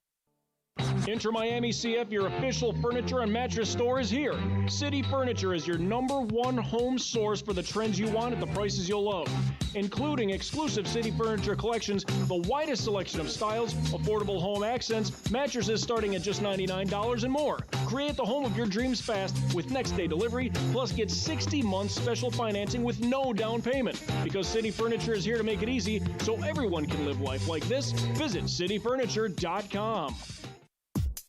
Catch a South Florida staple every afternoon as Alex Dano hosts the Man of the Match. Dano covers everything from football to football to MMA. Tune in to one of the most complete sports shows in the country with Man of the Match with Alex Dano from 3 p.m. to 6 p.m. every weekday, exclusively at OnSideRadio.com. Riddle me this. With all this sizzling meat and crunchy veggies nestled between toasty flatbread, who should get credit for Papa John's new papadilla? The person who invented pizza or the person who invented folding? Well, whoever it is, a tip of the tongue hat to you, sir or madam. Get a new papadilla, 4 flavors, just $6 each. Better ingredients, better pizza, better than a sandwich. Papa John's. Keeping you informed in the world of sports.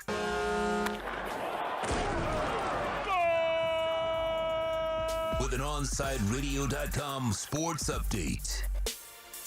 The Miami Heat beat the Portland Trail Blazers 107-98. Bam Adebayo had 22 points, and Jimmy Butler added 20 of his own. Next game is tomorrow night against the Phoenix Suns. Tip-off is at 10 p.m. The Florida Panthers lost their 3rd straight game, 4-1 against the Dallas Stars. They remain in Dallas for a game on Tuesday. Puck drops at 8:30. The Miami Marlins won 3-0 on Saturday, and their game on Sunday was postponed due to rain. Tonight, they are in Atlanta opening a series versus the Braves. First pitch is at 7:20. Hideki Matsuyama won the 2021 Masters. This is South Florida's home for local sports talk. This is OnSideRadio.com.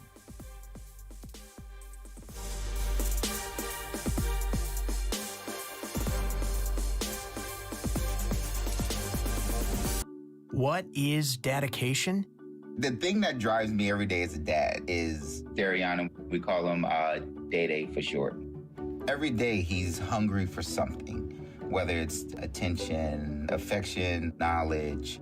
And there's this huge responsibility in making sure that when he's no longer under my wing, that he's a good person. I think the advice I would give is you don't need to know all the answers. The craziest thing was believing that your dad knew everything. So as a dad, you felt like you had to know everything. You had to get everything right. It's okay to make mistakes. As long as it's coming from love, then, it kind of starts to work itself out. I want him to be able to sit back one day and go, we worked together, we did a good job. That's dedication. Find out more at fatherhood.gov. Brought to you by the U.S. Department of Health and Human Services and the Ad Council.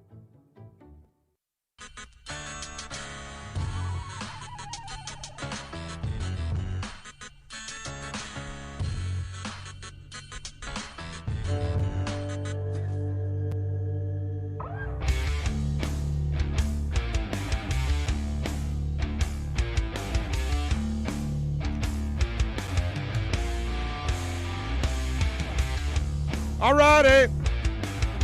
We take it till 3. I promised you we're going to talk a little football here. Yes, Inter Miami had their scrimmage over the weekend, and my man, of course, one of our color analysts in the radio broadcast, which you can hear all season long here at OnSideRadio.com. Download the apps. Go to our website, OnSideRadio.com. We've got like 5-6 different apps so you can listen to the show and hear every single broadcast. He is El Presidente Fernando Fiori. Make sure you follow him on Twitter at Fernando Fiori, of course. Fernando, how are you doing, my friend? Hello, Big O. We are only 1 week away, actually less than that. Yes, less than that. And I'm pumped. I'm ready. I know. I wanted to go to the stadium again because I went yesterday and I went on Friday, but I want to go next Sunday and see the game. I know. I'm with you, man. I woke up today going, wow, this is the week. Finally, it starts again. And, as we have a new season beginning and new coach and new general manager and a new outlook and everything else, it looks like we're starting to see a new Robbie Robinson.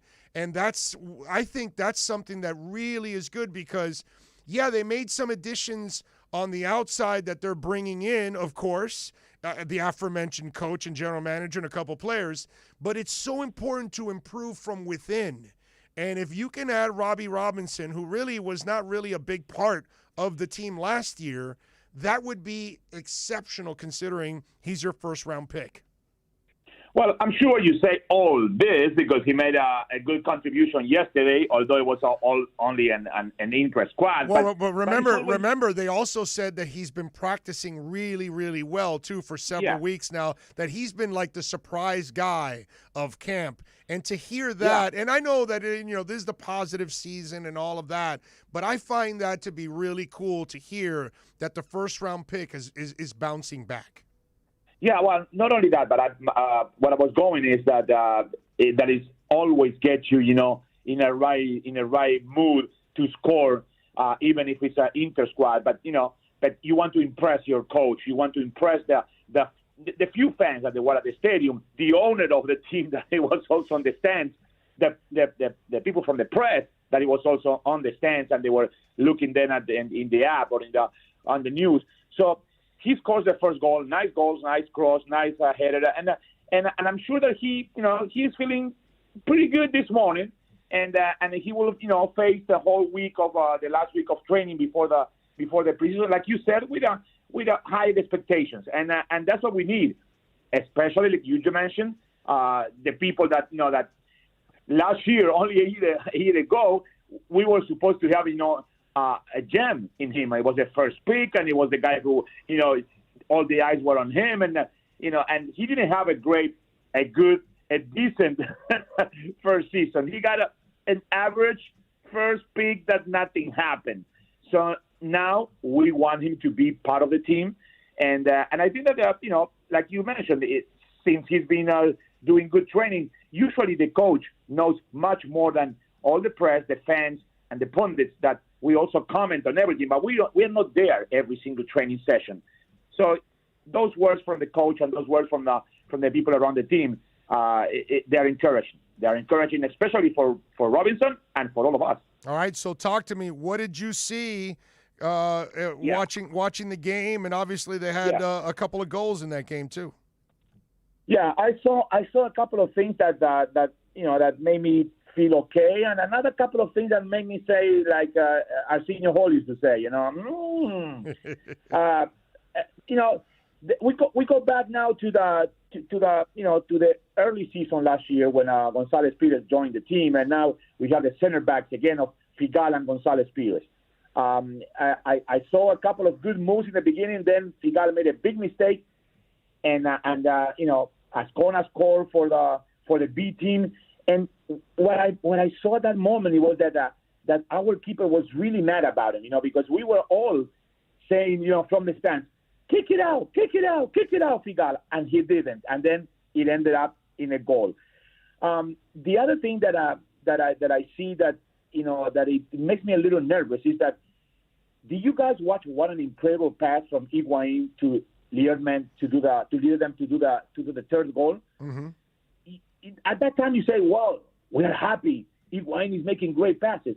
But then again, I'm feeling like, hey, we brought Higuain to be in the center of the area, trying to get passes from someone like that, let's say Pizarro or Matuidi or whoever, and then we want Higuain to score.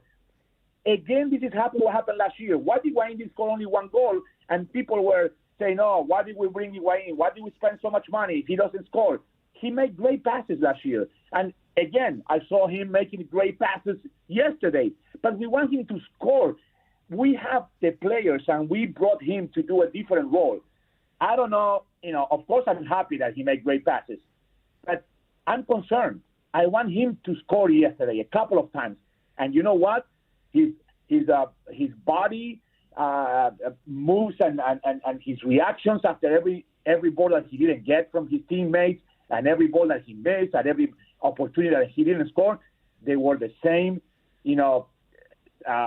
reaction that he had last year when he was really mad, when he didn't get the ball the way he wanted it, when he was complaining and he was throwing his arms on the air and say, hey, like you feel the translation from Italian to English to Spanish is like hey, in this league they didn't give me the ball like they used to give it to me in Juventus or in Real Madrid. It's that kind of tone. So I hope that it was just me, which I don't think so. A lot of people, comment the same thing. But I wanted to be Higuain happy. I want Higuain to be happy to score goals, to be in front. So I don't know the rest of the training sessions. I don't know if he scores or not. Unfortunately, we didn't have the chance to see him in that of preseason games because everything was canceled pretty much. But yesterday was the first time that the chance that I saw him in the stadium, and he got the same reactions of last year. He made a great pass, he didn't score, and he was mad many times. All right. Well, too early for any of that because we got to see how it is because he is playing center forward. So let's see what ends up happening. But the one that I'm interested in is that the coach now is going to have Neville's going to have Pizarro in the center midfield, so he's going to handle the ball a lot. And one of the things that we worried about last year was that he kind of held on to it a little too long. Was it different now? Was he making quick and decisive decisions from that position when you were watching it in the scrimmage? Pizarro is having. Yeah, no. You know what? Because I'm trying. Listen. Don't laugh, man. I want everything to go right with my team. It's just that I'm trying to see Pizarro as the Pizarro that we were all expecting last year when he arrived in Miami, and I still don't see it. And more important than that is because I also follow obviously the Mexican national team, and he's been criticized so much, and he's not being a good player with his national team. So I don't know. I'm not in Pizarro's mind. But again, this is another player that I don't see, how happy he is, to start in this season because I don't see him to be, the Pizarro that we all wanted to be. And yes, he scored a goal yesterday, and here he was part of the team that that won and moved the ball around. but we have to wait a little more because I don't see him doing a lot of things.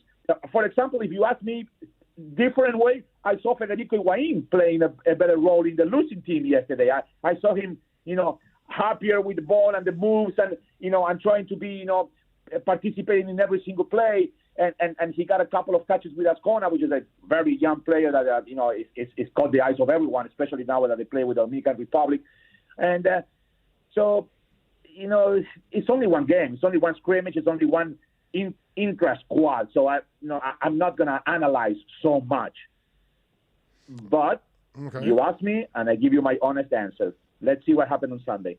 Okay. All right. What are we expecting on? I mean, I don't even know what to expect actually on Sunday. How about goaltending? What did you see from the new goaltenders now? Well, then I can give you a little more detail about this because on Friday when we went to the announcement of the new naming rights for the stadium, they allowed the press.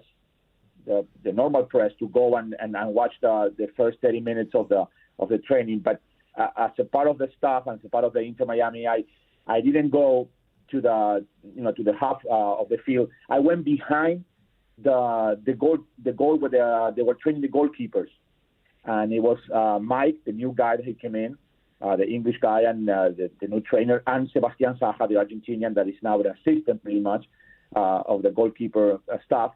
And they were having a great training session on Friday. So the same way that I told you that, somehow I'm a little, skeptical for what I saw on the field yesterday, on Friday, goalkeeping, I saw that, last year we were counting on Robles so much, and he was our captain, he was our legend, he was the man that is going to be, secure in our post.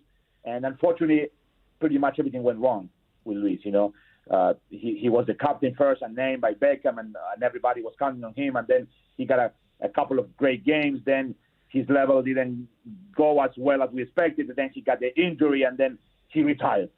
So, you know what I mean? He went from great to zero in a season.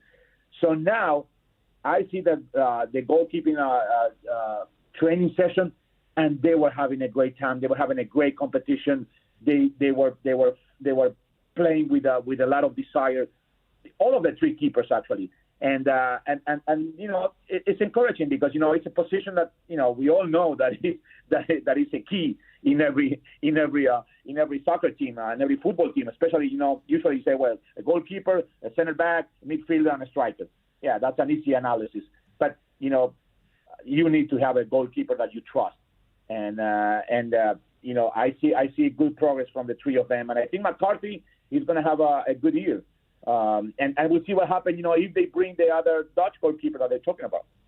Can't wait, my brother. We start our coverage at 2 o'clock with our pregame show. 3 o'clock will be the game time right here at Drive Pink Stadium as Inter Miami CF will host the LA Galaxy. And you'll hear Fernando Fiori in the pre, and you'll hear him throughout the broadcast, and he'll contribute in the postgame show. By the way, on the road games, are you going to go join us at Dangerous Minds to have a little food and a little drink? Hey, you go, man! I love that. I love that name because it's an Elvis Presley song, and I love that song. It's a Dangerous Suspicious. It's a Dangerous Suspicious Mind. Yeah, so. Exactly. Minds is in there somewhere, at least. That's the good part. That's right. Follow him on Twitter. He's an awesome follow on Twitter and a great person, Fernando Fiori. Fernando, as always, you are awesome, my brother. I'll see you on Sunday. Thank you very much, Big O, and I love to be there and cheer up our team, and hopefully this season it will be a really good one to put a lot of smiles in our fans' faces. No doubt, my friend. No doubt. This is going to be a good year. Bless you, my brother. Thank you, as always. Fernando Fiori. Let's take a quick break. Back for the final segment of hour number 2 right here on OnSideRadio.com. We'll be right back to the Big O Show. You can join us on the OnSide Sports Line, 888-441-4623. That's 888-441-4623. For over 20 years, Mr. Glass has been committed to the safety and satisfaction of our clients. Our products are the culmination of innovative engineering, aesthetic appeal, and the highest levels of quality. Through our legacy, Mr. Glass strives to impart the true meaning of quality, service, and sustainability to new generations. Reputation, experience, and trust is why clients choose Mr. Glass. Live the future now. Locate a dealer near you today. If you missed NBA insider Ira Winderman and the Acura of Pembroke Pines Miami Heat report, you missed this. He predicted, he said the Heat are going to win the East. Do you think people need to control their expectations a little bit? Yeah, when I saw Jalen say that, I'm like, okay, so Jimmy Butler, Bam Adebayo, Victor Oladipo, God bless Pat Riley, or James Harden, Kevin Durant, Kyrie Irving, plus now Blake Griffin and LaMarcus Aldridge and a nice supporting cast. I mean, don't kid yourself. To me, the Nets are ahead of everyone. The Acura of Pembroke Pines Miami Heat report with NBA insider Ira Winderman, exclusively at OnSideRadio.com. At Baptist Health, we are ready to serve, to treat, to safely proceed with your procedure. We're ready for ER visits and office visits with skilled surgeons, advanced medicine, and multidisciplinary teams. We're ready for new arrivals and new recoveries. We are ready. We're ready to diagnose, treat, and manage anything that comes our way with exceptional care and comfort. With the same preparedness and compassion you've come to expect from Baptist Health. And we are ready. We're ready. We're ready to care for you. Enter Miami CF, your official furniture and mattress store is here. City Furniture is your #1 home source for the trends you want at the prices you'll love, including exclusive City Furniture collections, the widest selection of styles, affordable home accents, mattresses starting at just $99 and more. Create the home of your dreams fast with next-day delivery, plus get 60 months special financing with no down payment. Because City Furniture is here to make it easy so everyone can live life like this, visit cityfurniture.com. Can I get a captain? Captain and what? Captain and ginger. I can't hear you. Captain and ginger. He was a captain and ginger. Captain and ginger. He was a captain and ginger. Captain Morgan, official partner of Major League Soccer. Hey, it's Big O for EJD Construction, your custom home builder, additions and home remodeling. Our lives have changed. We're making our homes more of an oasis. Call the right place. Call the right people. Eric at EJD Construction for over 16 years. A-rated member of Angie's List and the Better Business Bureau. 305-433-4843. That's 305-433-4843 for EJDconstruction.com.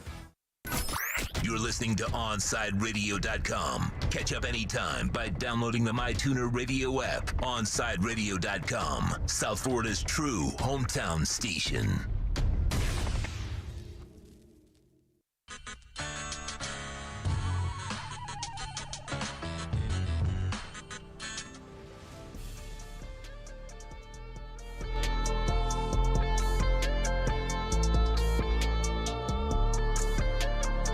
All right, we're back.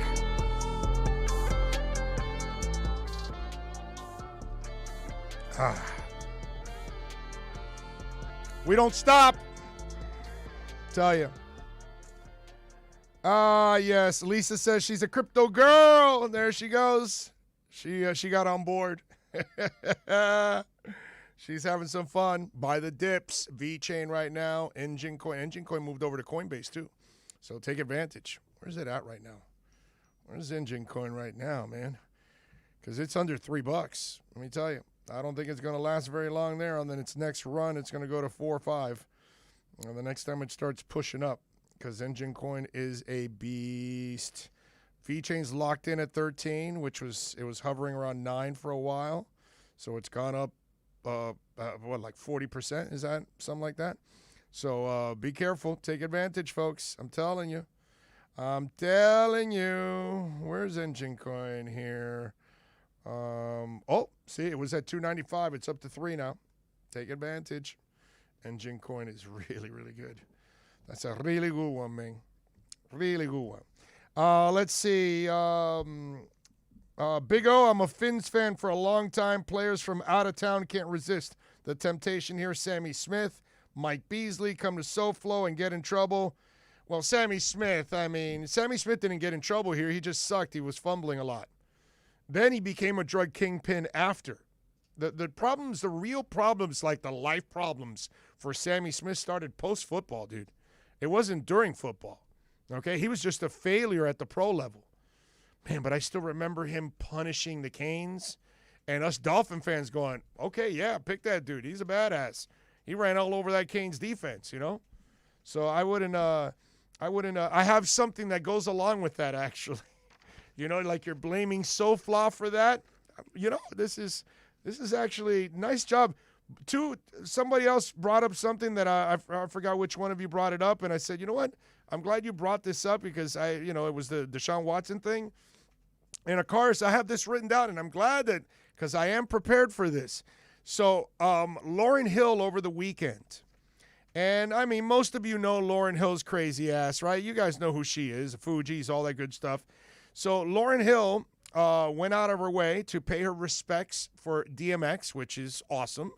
And sadly, we lost DMX. I believe on Friday is when they disconnected the machine, unfortunately. And because he was, unfortunately, he was brain dead.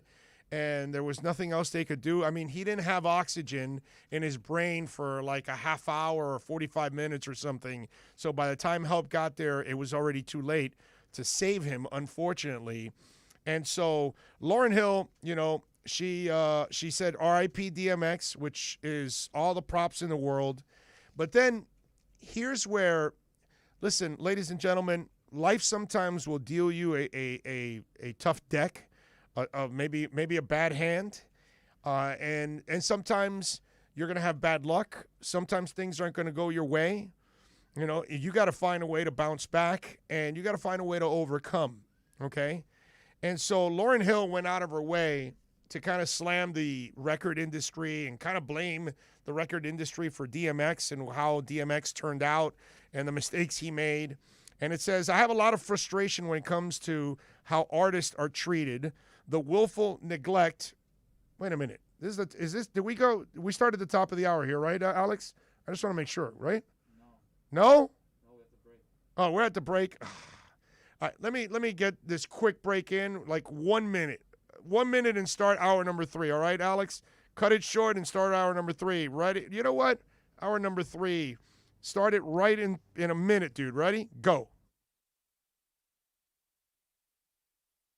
We'll be right back to the Big O Show. You can join us on the OnSide Sports Line, 888-441-4623. That's 888-441-4623. OnSide Radio. No station in South Florida provides more live and local sports talk. Follow us on social media at OnSide Radio. Time to get in the zone. The OnSide Zone. And look, man, I don't care if you're my wife. If I don't agree with you, I'm going to say it. You know what I mean? The OnSide Zone. He's a liar. And there's nothing new about that. He's full of crap. If you're believing that, I got a bridge in the Keys. It's the one on the right side. Just want you to know, when you're going south, you'll see the smaller bridge on the right. I've got that one for sale if you're interested. You can join us on the OnSide Sports Line, 888-441-4623. That's 888-441-4623. That's the one boy band that I will say, dude, I'll stand up for Boys to Men every day of the week and twice on Sundays. Love those guys. You can join us on the OnSide Sports Line, 888-441-4623. That's 888-441-4623. You can connect with us at OnSideRadio.com by sending us a text at 844-416-8123. The OnSide Zone with a Big O. All right. I need to know I'm not alone. All right, it's hour number 3 now. Now it's officially hour number 3. Oh, Lordy, Lordy, Lordy. Thank you all for chiming in as always, and I appreciate you all out there. Listen, okay, so you brought that up, right? And so DMX, we lost him over the weekend. They unfortunately had to unplug him from the life support because he just was not, his brain was dead and didn't have oxygen for a long, long time. So it was obviously a sad story, and a lot of people were paying their respects.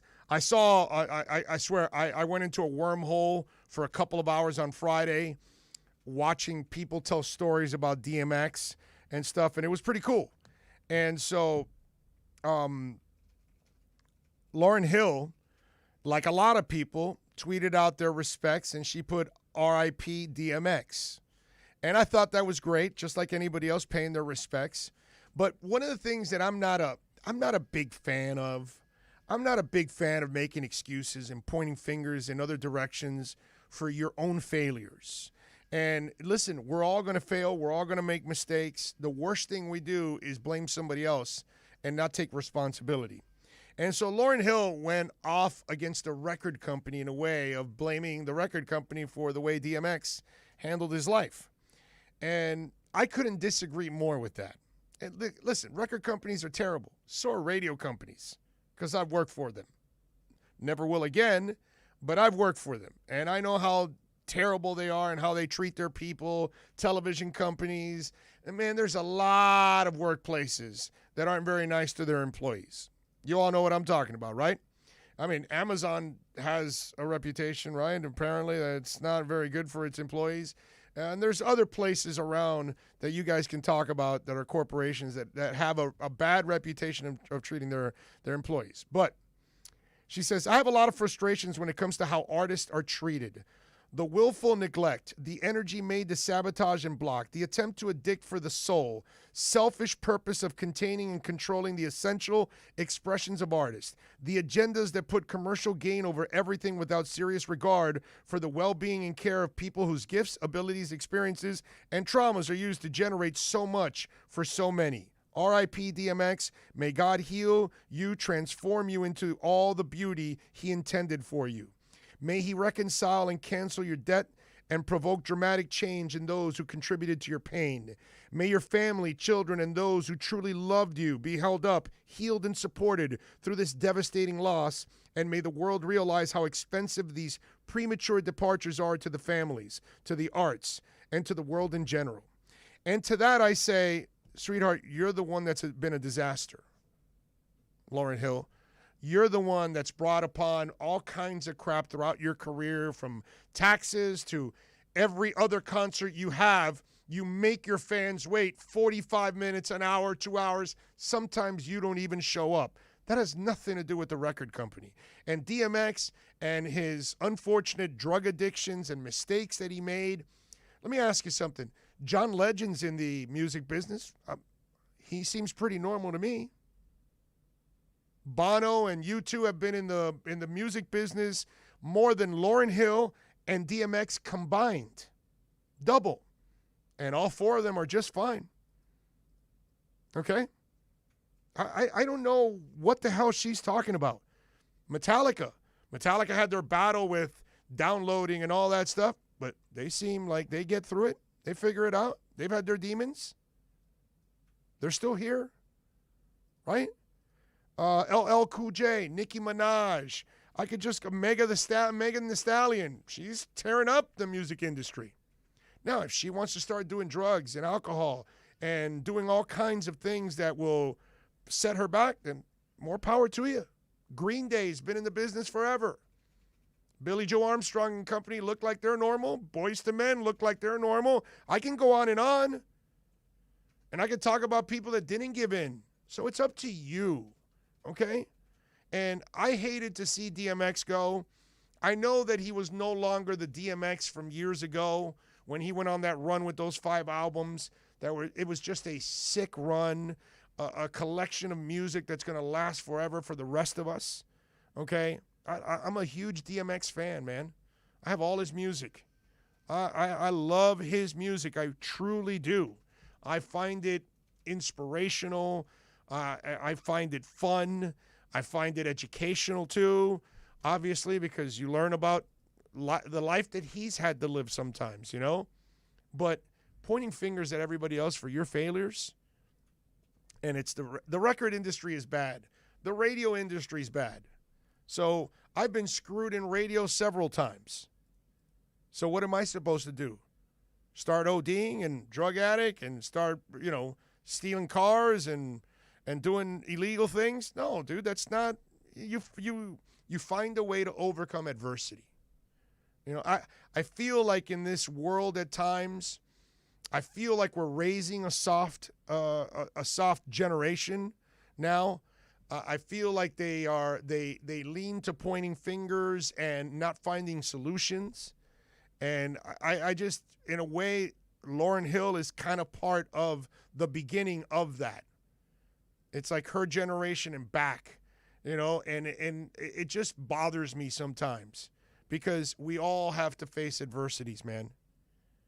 And sometimes you got to be tough enough to get through life. But somehow something's got to make you tough enough to do that. You got to find the motivation to keep you focused on what you got to do and do the right thing. Now, I know that a lot of people have demons. Sadly, when it comes to addictions, it takes over them, and then it becomes another challenge to life. You understand? But you made those choices along the way, okay? Your job did not force you into it. Your career did not force you into it. You made those choices. And blaming others for it, you want to blame the record companies that you didn't get enough royalties? Amen. I get that. Now, if you ended up signing a contract that was a bad contract, you signed the contract. I've done that. Trust me. I've signed the contract that I did not want to sign. That I did not realize that I signed, and then I paid the price after. Okay? So I've done it because I've gotten into several contracts already in my business. But blaming others and blaming the music industry for DMX, the music industry didn't make him act like a cop and pull people over and then get arrested for, impersonating a police officer. One of the many things that, the tax evasion stuff. Everybody's got to pay taxes, dude. That's just the way it is. Whatever you make, you pay taxes on. That's part of the way the world goes. So what are you going to do? Oh, you're going to avoid it by then trying to circumvent it and send your money to other people. So then, you got busted. It's not the music industry. That's your fault. Because you had too many bills, too many honeys, too many kids, too many addictions. It's sad to see it go.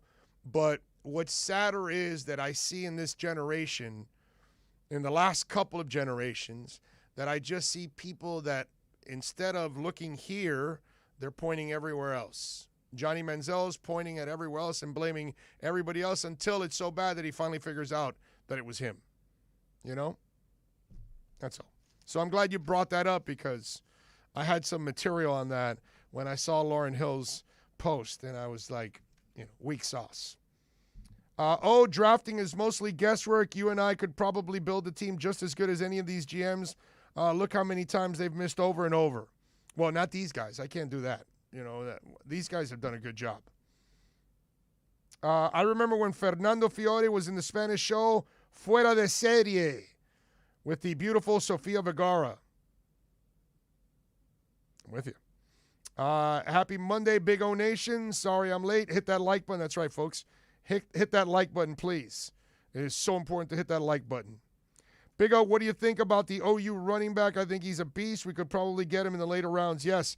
Listen, the North Carolina kid, there's a couple of kids that you can get in the second and third rounds that I think would be really good running backs. Big O, about DMX in the movie Belly, what a great movie. I did watch, in honor of DMX on Friday, I watched the Seagal movie. I forgot again, but I watched. DMX did a really good job in that movie, man. He did a really good job in that movie. I really enjoyed it. All right, let's take a quick break. We'll come back on the other side. If you want to get in, 888-441-4623. That's 888-441-4623 if you want to get in on the program, folks. It is spring now. It's going to get hot. It's going to get humid. It's going to get nasty. You got to fix your AC. You got to fine-tune it. You got to make sure. Listen, get a preventative maintenance plan from M&S Air Conditioning. I want you to call Mike and Greg, folks. 954-421-3680. That's 954-421-3680. And one of the things you're going to love about M&S, they are a Mitsubishi Diamond Elite contractor, folks. When you purchase a new Mitsubishi electric mini split system, you're going to receive a 12-year warranty. That's right, folks. Or how about this? You can do what we did here. Have them install a high-efficiency polarized air filter in your AC unit. It captures and destroys all the biological contaminants in the air, and it improves your air quality, and you sense it, you feel it. M&S Air Conditioning has been providing prompt and honest and reliable service for over 30 years. When you meet Mike and Greg, you're going to say, oh, you're right on target, man. I mean, these guys are just absolutely phenomenal. Now, if you want to schedule a service call or info for a preventative maintenance plan, please call the sponsors that support our station, 954-421-3680. That's 954-421-3680, or visit them at acflorida.com. We'll be right back to the Big O Show. You can join us on the OnSide Sports Line, 888-441-4623. That's 888-441-4623.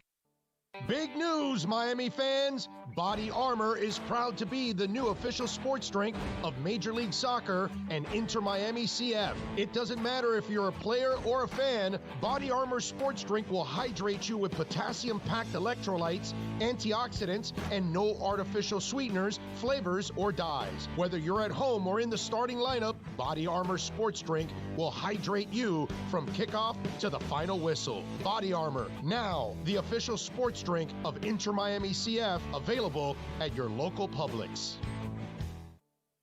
If you missed 4th and 20 with Toast and Marsh, you missed. It's so rough being a Yankee fan. It's so rough. It's so hard, I know. It actually is. I mean, they haven't been. I was there in 2009. I was in New York the last time that they went to the World Series. It's been a long time now for them.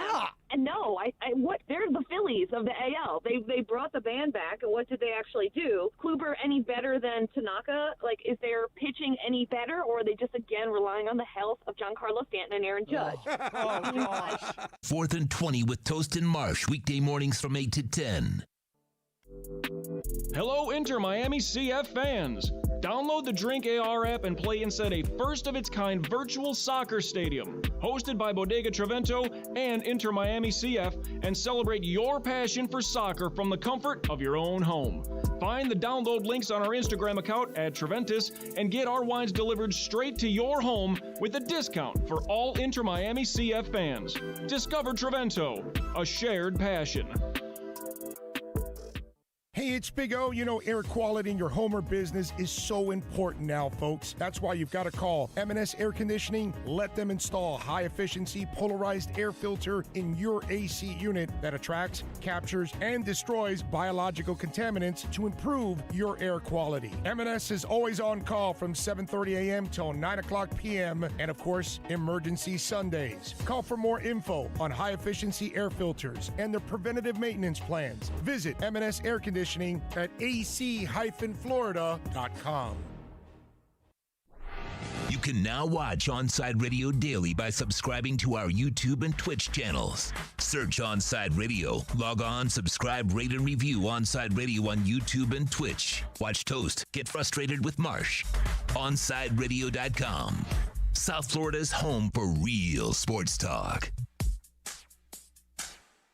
You can connect with us at OnSideRadio.com by sending us a text at 844-416-8123. Save it on your cell phone, 844-416-8123. No better place to send your comments, ask questions, win prizes. OnSideRadio.com, the only choice for the South Florida sports fan.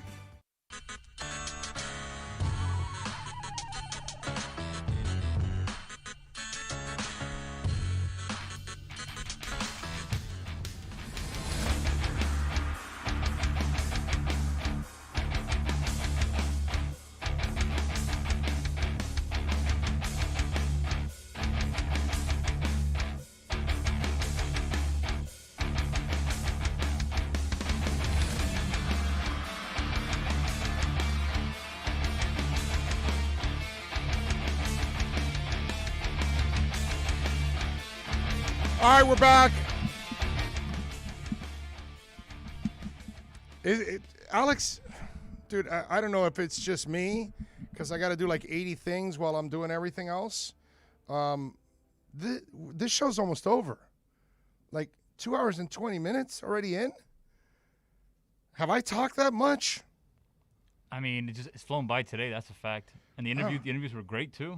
I appreciate you, man. Thank you as always. But wow, it's gone by really, really fast. My favorite basketball player of all time is acting like the old man on the lawn. And I love Julius Erving to death. In my studio in my house, I have a 6-foot poster, okay? And it's framed and laminated and everything. And it's Doc going up in the air to dunk. And it's one of the most cherished things I have in the world. It's like a $70 poster, but for me, it's worth $1 million, right? And so I love it because, I love the Doc, dude. The Doc was my guy growing up. He is the Michael Jordan for the next generation, and then the Kobe Bryant, and then who's the guy now? I don't know. Anyways, that's another conversation. So I'm listening to him, and remember, he played for the Nets before he played for the Sixers. Well, he played for the Virginia Cavaliers of the ABA, then he played for the Nets, and then he played for the Sixers. So one of the Nets legends and retired Hall of Famer Julius Erving appeared this week on the Inside the Green Room with Danny Green. During the episode, Erving reacted to the massive influx of talent to Brooklyn this season. He says it's reminiscent of how the Yankees used to do it all the time, said Erving. They load up, they call it buying a championship. The Lakers are known for doing that too. They're getting all their pieces. They don't know at the end of the season what it's going to look like or what it's going to feel like, but they're going to be formidable. You got a team with 6 former All-Stars and 3 All-NBA guys who have been there and succeeded in the playoffs. Erving then went on to pick the 76ers. First off, the Sixers have the advantage coaching-wise based on experiences with Doc Rivers. Like what, in choking? In terms of a championship experience, that's Green, that Dwight Howard has, Erving added, and that the ambition of Ben Simmons and Joel Embiid, these guys are hungry now. They've been part of what they've called the process for several years, and it's time for the process to bear some fruit. I'm betting my money on Philly. Now, I hate that whole thing about buying a championship. And this is before they did it, or trying to, before the Dodgers have loaded up, before the Yankees have been doing it for a while now, but it's kind of based on the Yankees because for years I've defended the Yankees. And I'm not a Yankee fan. I am nothing into the Yankees, bro. But this whole thing about, the Yankees, they bought their champ. No, dude. They drafted Jeter, and they drafted Posada, and they drafted Bernie Williams, and, they drafted Pettit, and they drafted a core that was, studly, dude. Monsters. Hall of Famers. And then they bought pieces around those guys. And that's how they won 5 championships. So what are they supposed to do? Isn't it in the rules? Right? If it's not in the rules, then the Yankees were cheating. If it's not in the rules, then the Miami Heat were cheating. If it's not in the rules, the Brooklyn Nets are cheating. If it's not in the rules, then the Dodgers are cheating. It's in the rules. Nobody's breaking any rules. The NBA set these rules, and the Nets are going by those rules. And if they're the team that you crapped on for decades, because that's what we've done to the Nets, we've crapped on them for decades because they were a terrible franchise, terribly run, kind of like the Clippers for many years under Donald Sterling. So it was hard to ever take those teams seriously. So all of a sudden they moved to a new arena. They have a new owner that was really aggressive, everything. And since then, Sean Marks and company took over and started to turn that thing around and put it going in the right direction, all of that kind of stuff. And so now that they're a desirable franchise, now that they've been able to lure big names there, something the Knicks can't do, and they've created a culture that people want to be a part of, so now we're supposed to slam them? I just find that to be, it's kind of like the San Antonio Jackasses and some of the Golden State Warrior Jackasses. When the Miami Heat were making their run, I would hear from them on social media, well, we drafted our guys. You guys had to go buy it. Who gives a crap if you bought the player, you traded for the player, you drafted the player? Your job as an owner and a general manager is to build a championship. And your job as a general manager and an owner is to build it within the rules. So if the rules allow you to go, go over the cap and pay a tax in baseball, then do it. Now, if you don't want that, then create a hard cap so everybody lives under the same cap. So that way everybody's under the same level playing field. But if you're going to allow people to go over, then Wayne Huizinga can go over that year in 97. Then the Yankees can go over, and the Dodgers can go over, and the Cubs can go over. But they're not breaking any rules. That pisses me off every time. It's like a cheap excuse. You know what it is? It's freaking jealousy, dude. It's jealousy that whatever team you must be rooting for at the moment can't do it. Then the San Antonio jackasses shut the hell up after they started acquiring players. West and Aldridge and this and that, because, they got lucky. They got on a roll, and they drafted Parker, and they drafted Ginobili, and they drafted Duncan, and they drafted Robinson. I'm just wondering, why haven't you drafted another one of those kind of guys? Or 2 or 3, because it ain't easy. You got on a roll. Golden State hasn't been able to do it either. But then they started buying and trading for Durant, which it's in the rules. Now, I never heard from the San Antonio or the Warrior jackasses ever again. So for me, I just hate that because they're not cheating. They are going by the rules. And if those are the rules, then it's the sport's fault that created the imbalance. That's all. Nobody else. The sport created the imbalance, not the teams. The teams are only going by the rules. You agree with me, Alex, since you're a seam head about this, that I just find it like a cheesy excuse to pick on somebody that they're buying when there's no – what cheating is taking place? None. And a good example of it is both World Series the Marlins have. 97, they bought that one, and I'm okay with saying that. They had studs on that team. In 03, they drafted better. They traded for prospects. They built around those prospects with and Pudge. They added Pudge. And, some other veteran pitchers. So there was 2 different ways of winning for the Marlins, and that's not just for them. We see that all the time in any sport of teams just trying to load up. Sometimes it works. Sometimes it doesn't. Dennis Cook, they got down the stretch. Remember that? One of the championships? Exactly, the reliever, the left-handed reliever. Yeah. So, they added pieces little by little, and the unfortunate part was they couldn't keep that together. That's because the team wasn't making any money. That's a whole different ballgame there. If it works and it brings you a championship, then no one should be complaining. Because teams got to find different ways to win. Right, and all those years that the Rangers spent a boatload of money and lost, nobody ever said anything. And they went back-to-back years in the World Series. And the Cubs also spent a bunch of money and didn't do anything. I'm not talking about the Theo years. Oh. I'm talking about before, when they used to buy players. And they used to also go spend some money when, and it did nothing. Seattle had a couple teams that were loaded also. Some drafted, they added a couple guys. Over the years, teams have tried to, load up, and it didn't work out. So we only pick on the ones that actually win. And to me, look, if you're cheating, then that's different. But that's the key right there. If you're cheating.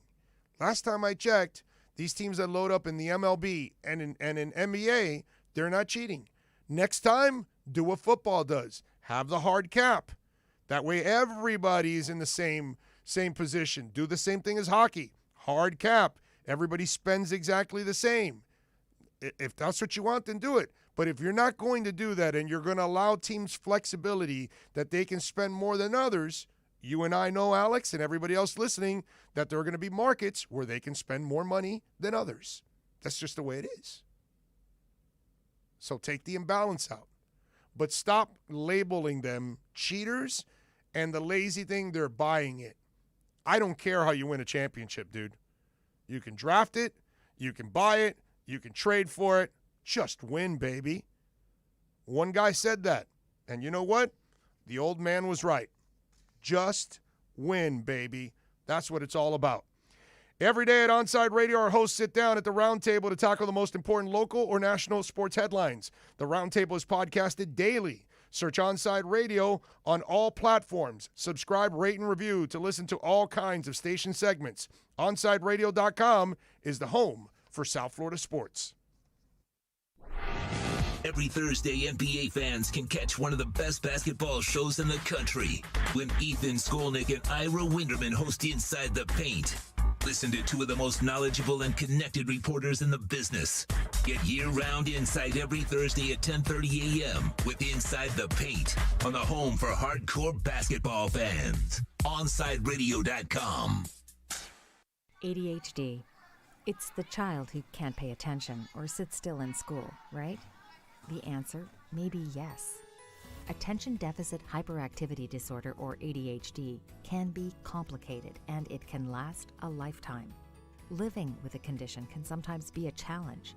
It may take years to accept a formal diagnosis, and it's not always easy to find the right treatment plan.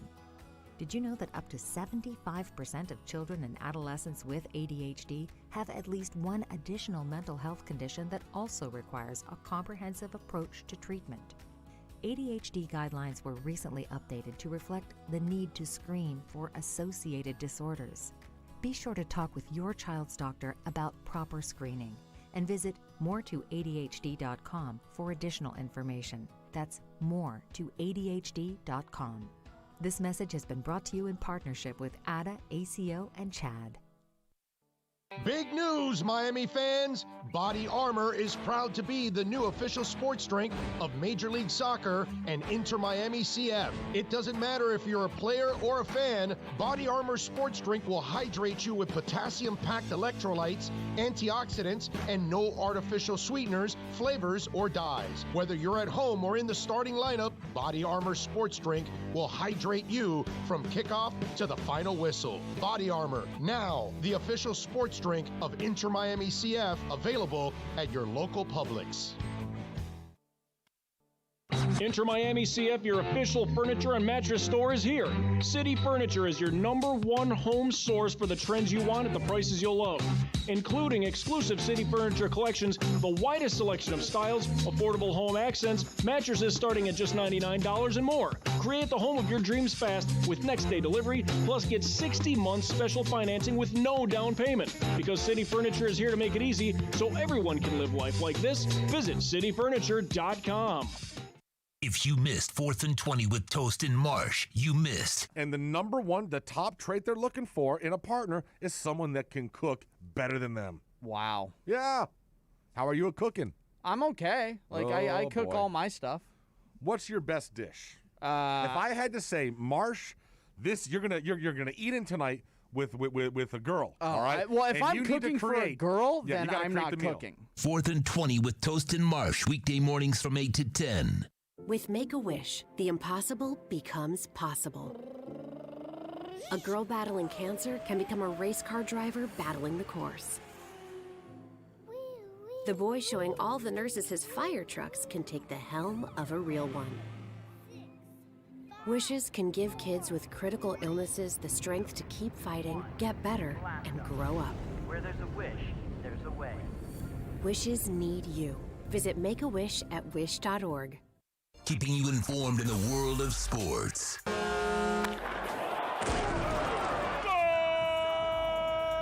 With an OnSideRadio.com sports update. The Miami Heat are 3 games over 500 after beating the Portland Trail Blazers 107-98 behind Bam Adebayo's 22 points, and Jimmy Butler added 20 of his own. The next game for the Miami Heat is tomorrow night against the Phoenix Suns. Tip-off is at 10 p.m. The Florida Panthers lost their third straight game 4-1 against the Dallas Stars. The Cats are still in Dallas for another game on Tuesday. Puck drops at 8:30. The Miami Marlins won 3-0 on Saturday, and their series finale against the Mets was postponed due to rain. The Fish are back at it tonight against the Atlanta Braves for opening a series. First pitch is at 7:20. This is South Florida's home for local sports talk. This is OnSideRadio.com.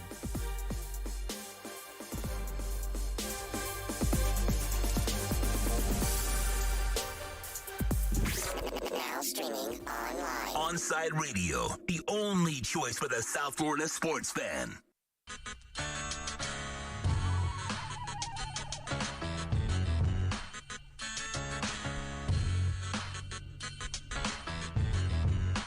This is the Big O Show.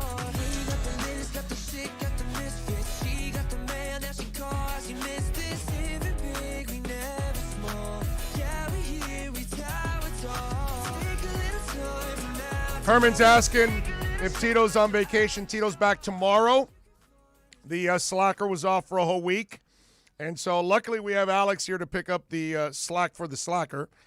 So Tito will be back tomorrow. And he'll be ready to rock and roll as always. So looking forward to that. NorCal says, Big O, we need a 4th hour, please. Love Kai and Dono. Nothing personal.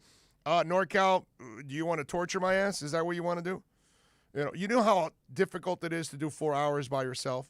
Now, to be honest with you, 4 hours is not something that anybody should do anymore in radio. It is a really long time to do a radio shift. And so 3 is the max. And I wouldn't hand 3 hours to many people. Okay? Seriously. I don't believe a lot of people can do 3 hours of radio by themselves. It's a really difficult challenge. I trust Dono because I've been around Dono for a long time, admire the hell out of his work. And so I figured that, with Dono, I know he can do 3-4 hours with no problem. He's like me, so I know he can do 5 and all that stuff. And so it's a challenge, man. It's taxing every single day. Now, you got to add, okay, and I got to be honest. I got to run this whole thing, dude. And you have – I don't think you guys really find – like, I don't stop, like 7 days a week, okay? Like yesterday I was doing a lot of work for the station – that the guys saw in production and everything else, all that stuff. It's a challenge, man, okay? And then finding talent for the air and finding producers and sales and then the website and it's a lot. And so for me to have to carry also a daily 4-hour show and the responsibility of having the talk every single day, which you follow my podcast, I could do it. But that's all I was doing, which is not the case anymore, unfortunately. You know what I mean? So it's like I meet with clients almost every day throughout the week. So it's just those kind of everything else that I do. It's not to make excuses, but I could not right now in my right mind. I'm already pushing it with 3 hours. Not that I can't do it. It's just I have so many other things on my plate. It really extends it. So. Let's see. Matt Walker, great text by you, sir. You said the cheaters are the Astros. Those are the cheaters. That's it right there, baby. And what did Tony say? Exit Wounds was a great movie. Steven Seagal and DMX, awesome duo. That's right. I agree with you there. And what else do we have here? I think I saw something else in there. NorCal says, kudos to the crew you've put together. Oh, we got a great crew, man. We got good people here. Toast is a good human being. You know what I mean? Alex is a phenomenal young man. Tito, Sean, just excellent people. Dono is creme de la creme, dude. And just that's kind of what this whole station is all about. Jazz, Juan, Austin Robillard, Kai. Kai's a great young man, so yeah, that's kind of, it's what we want, we want people that love sports, that want to talk about the local sports, that are going to support each other, that kind of stuff, kind of all that bickering and fighting and all that stuff is counterproductive. We got plenty to battle on the outside, and that's what I tell everybody here. So let's make sure we're all together so we can crush everybody else out there. And I think, listen, once South Florida fans, as they slowly but surely are finding out about our station, they're figuring out that we're the only real sports station in town.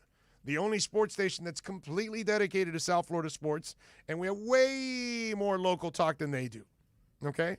And we have some of the best people also in town on this station. So, little by little, it'll grow. It'll get there. Herman says, Alex Dono makes me hungry every day. Yeah, that bastard is always talking food. You are so right about that. That is one thing that Alex Dono tortures us every day with food. Yeah, bro. He comes up with a foodie question, and then all of a sudden you're like, damn, now I want to eat that. Holy crap, he's talking about churros. Oh, man, he's talking about this. He's talking about that. Whatever. Some Italian food he's talking about, and that's it. You get Italian or Mexican, and I'm done, bro. Obviously, I love my Cuban food, and I love plenty of other types of foods. But Italian and Mexican, I can probably eat every single day of my life. You know, that's how much I love those two. And obviously, Dono being Italian, that's it. I'm done, dude. It's crazy. So, it's all good. What else do we have to talk about? We talked a little bit about the Oladipo situation. We talked a little bit about the Panthers. Now, you know, we have something called the Round Table, and we do the Round Table every single day here on the station. And today, the Round Table question that I posed to all of our hosts today is, with Inter Miami CF season opener right around the corner this Sunday, April 18th at 3 p.m. at Drive Pink Stadium, which, don't forget, you can hear the game. You want to hear the radio call. You want to hear all of us. Pre-game starts at 2. Game starts at 3. We're back on with the halftime, and then we're back on with post-game for an hour. So, and remember, next Saturday, not this Saturday, next Saturday, we're at Dangerous Minds Brewing Company in Pompano. So please, come on out. Let's rock it, man. I'm going to see what kind of prizes we're going to give away, too, while we're out there. So, last year, Inter Miami made the postseason through the play-in game, but failed to advance. This year, there's no play-in game, folks. Now we're back to 7 teams per conference. Do you expect Inter Miami CF to end up in the top 7 of the Eastern Conference? Ladies and gentlemen, I think Miami is going to be in the top 7. I think people are underestimating it. I think Higuain, I know that Fernando sounded a little, concerned. I think Higuain will be much more comfortable, and I think Higuain will end up scoring much more than he did last year. He better. But not only that, I credit him a lot for this. He hasn't come in and said, hey, everybody, get out of the way. I'm the man. I'm the guy with the biggest international resume. Let me take over now. No, he has not been. He has been the Jimmy Butler. Okay, to give you a basketball analogy for those of you out there. Now, has he had the same kind of impact? No. But what I mean is Jimmy came in and has been the ultimate team player, correct? Has he not? He encourages his guys. He gives them confidence. He feeds them the ball. He does all the dirty things, from covering players to stealing balls. And he is out there, and when he has to take a shot, he'll take a shot.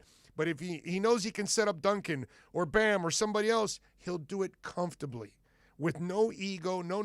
He doesn't care if he ends up with 6 points, 6 rebounds, and 2 assists, but they won. He'll be happy because Tyler had 20 and Goran had 15 and Bam had 30, and he's just happy that they won. He has been the ultimate team player.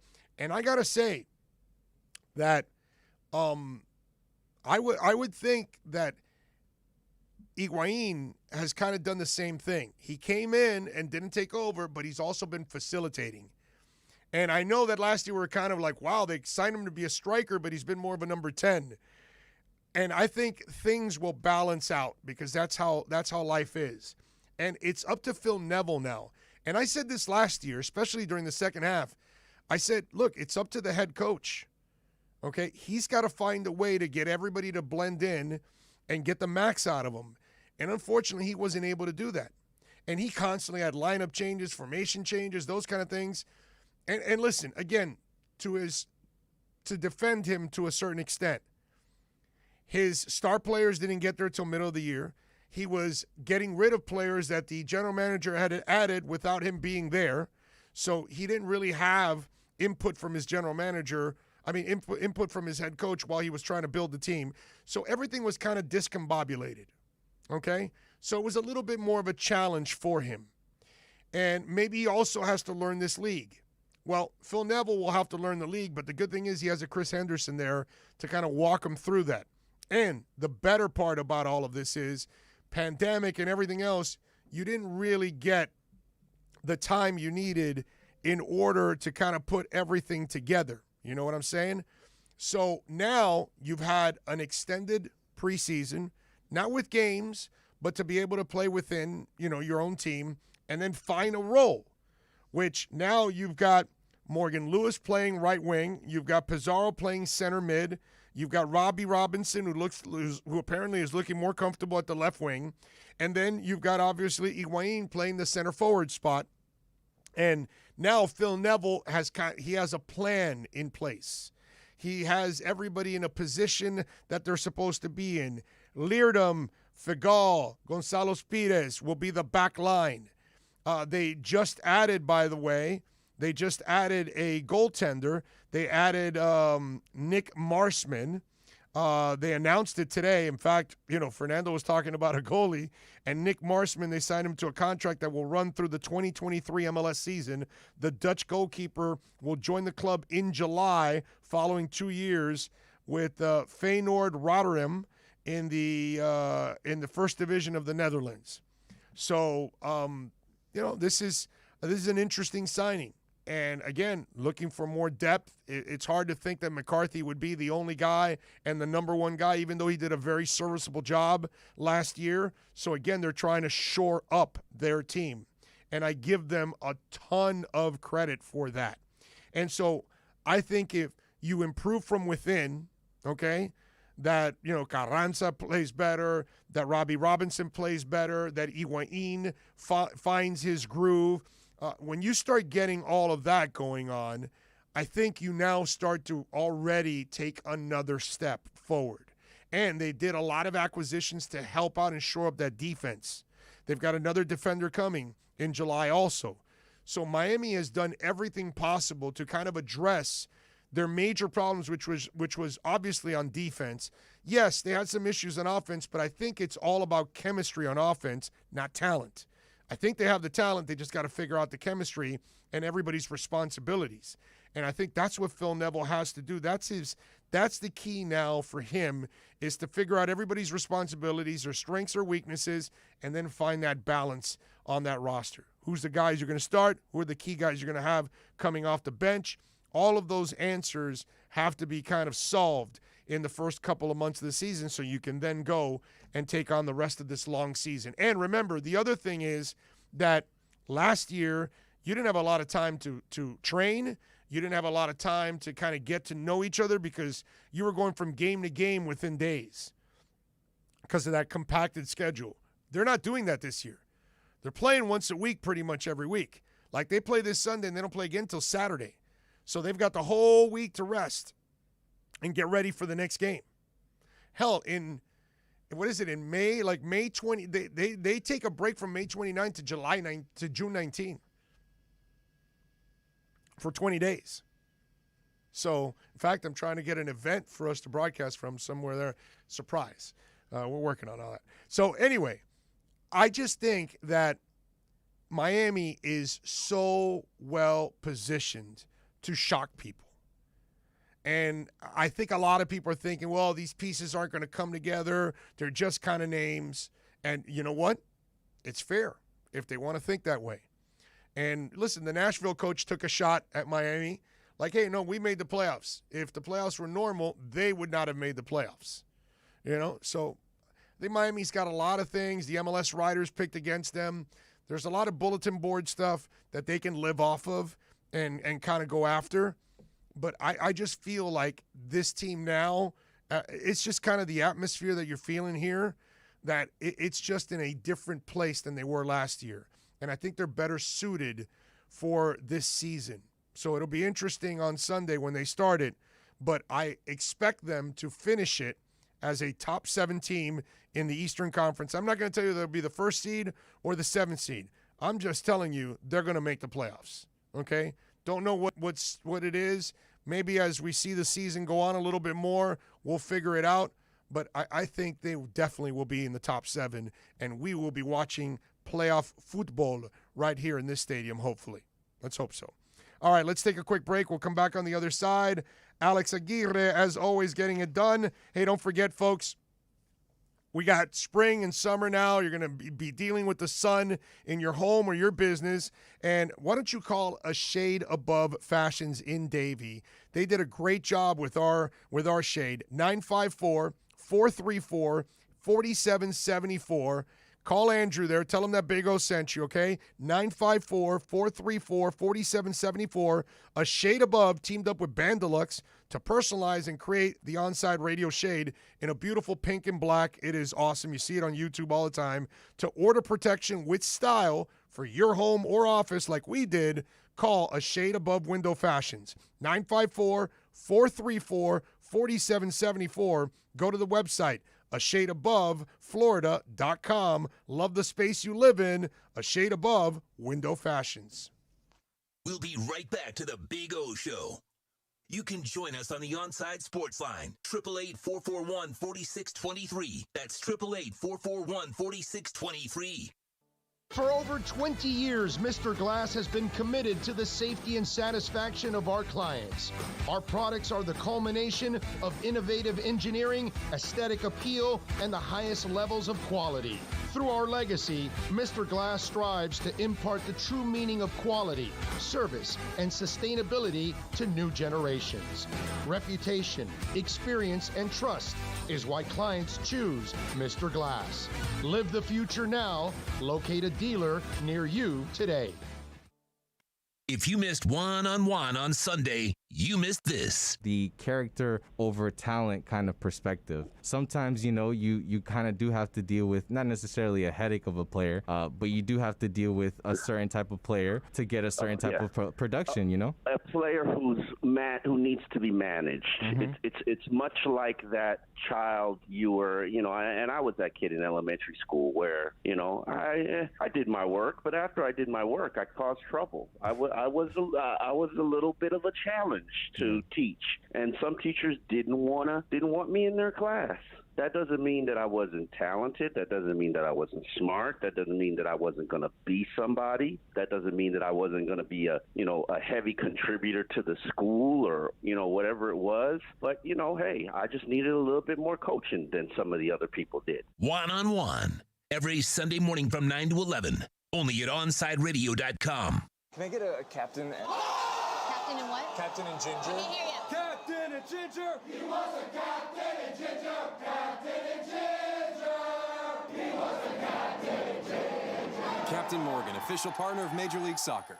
Hey, it's Big O for EJD Construction, your custom home builder, additions and home remodeling. Our lives have changed. We're making our homes more of an oasis. Call the right place. Call the right people. Eric at EJD Construction for over 16 years. A-rated member of Angie's List and the Better Business Bureau. 305-433-4843. That's 305-433-4843 for EJDconstruction.com. Let's raise a cup to the first among us who put themselves last. To the risk takers, the mask makers, the heroes on the front line and online. To the ones keeping shelves full and keeping us hopeful. To those who don't stop and those making all the stops. To the ones who pick up, suit up, and never let us down. From all of us at Duncan to all the heroes keeping everyone running, we thank you. Hey, it's Big O. Air quality in your home or business is so important now, folks. That's why you've got to call M&S Air Conditioning. Let them install high-efficiency polarized air filter in your AC unit that attracts, captures, and destroys biological contaminants to improve your air quality. M&S is always on call from 7:30 a.m. till 9 o'clock p.m. and, of course, emergency Sundays. Call for more info on high-efficiency air filters and their preventative maintenance plans. Visit M&S Air Conditioning at ac-florida.com. At Baptist Health, we are ready to serve, to treat, to safely proceed with your procedure. We're ready for ER visits and office visits with skilled surgeons, advanced medicine, and multidisciplinary teams. We're ready for new arrivals and new recoveries. We are ready. We're ready to diagnose, treat, and manage anything that comes our way. with exceptional care and comfort. With the same preparedness and compassion you've come to expect from Baptist Health. And we are ready We're ready. We're ready. to care for you. You're listening to OnSideRadio.com. Catch up anytime by downloading the MyTuner Radio app. OnSideRadio.com, South Florida's true hometown station.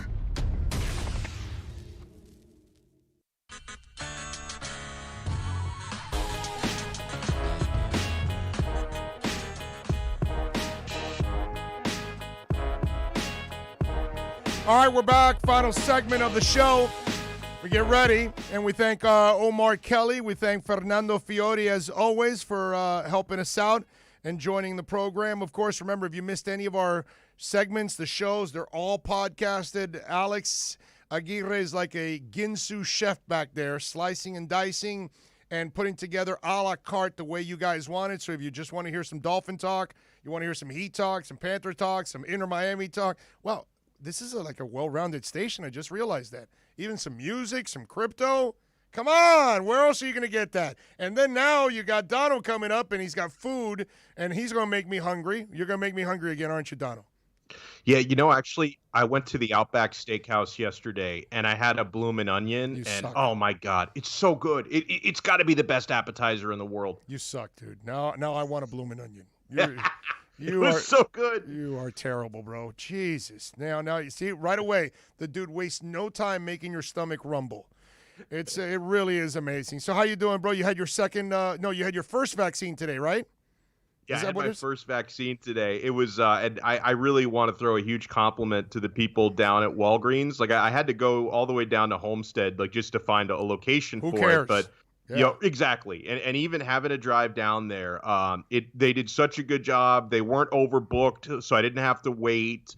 For them to take me back to the room, give me the shot, and then put me back in the waiting room, that whole thing took 2.5 minutes. And so, then you wait for 15 minutes to make sure you're all right. I was fine. I was kind of worried, about some side effects, but I'm not a Jets fan, and I'm still not a Juventus fan. There you go. So at least the side effects I was afraid of are not here. I feel great. I love it. All right, good stuff, bro. That is fantastic. What do you got going on today on the show?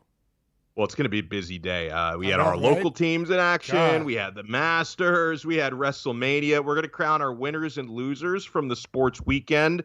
We're going to talk about the moves that the Panthers made over the weekend. In fact, Dave DeWork from Chirping the Cats is going to join me during the 5 p.m. hour to talk about that. We're going to talk a lot of football today with Jakari Givens, talk Canes and Dolphins with him in the 4 p.m. hour. Going to talk plenty of Miami Heat basketball. So it's going to be a good one. And, of course, I got my guy Alex Aguirre there pressing all the right buttons. So he's going to keep that seat warm before Tito, who's on like a 6-week vacation, finally comes back tomorrow. What a slacker, I got to tell you.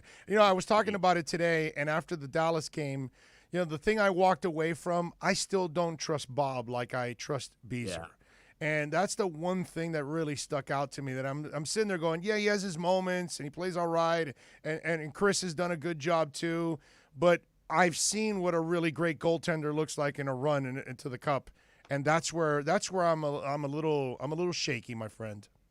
And it's still into the second year, and he's been better this year, as you know. He's been better this year than last year. But they're not paying him for that. They're not paying him for that.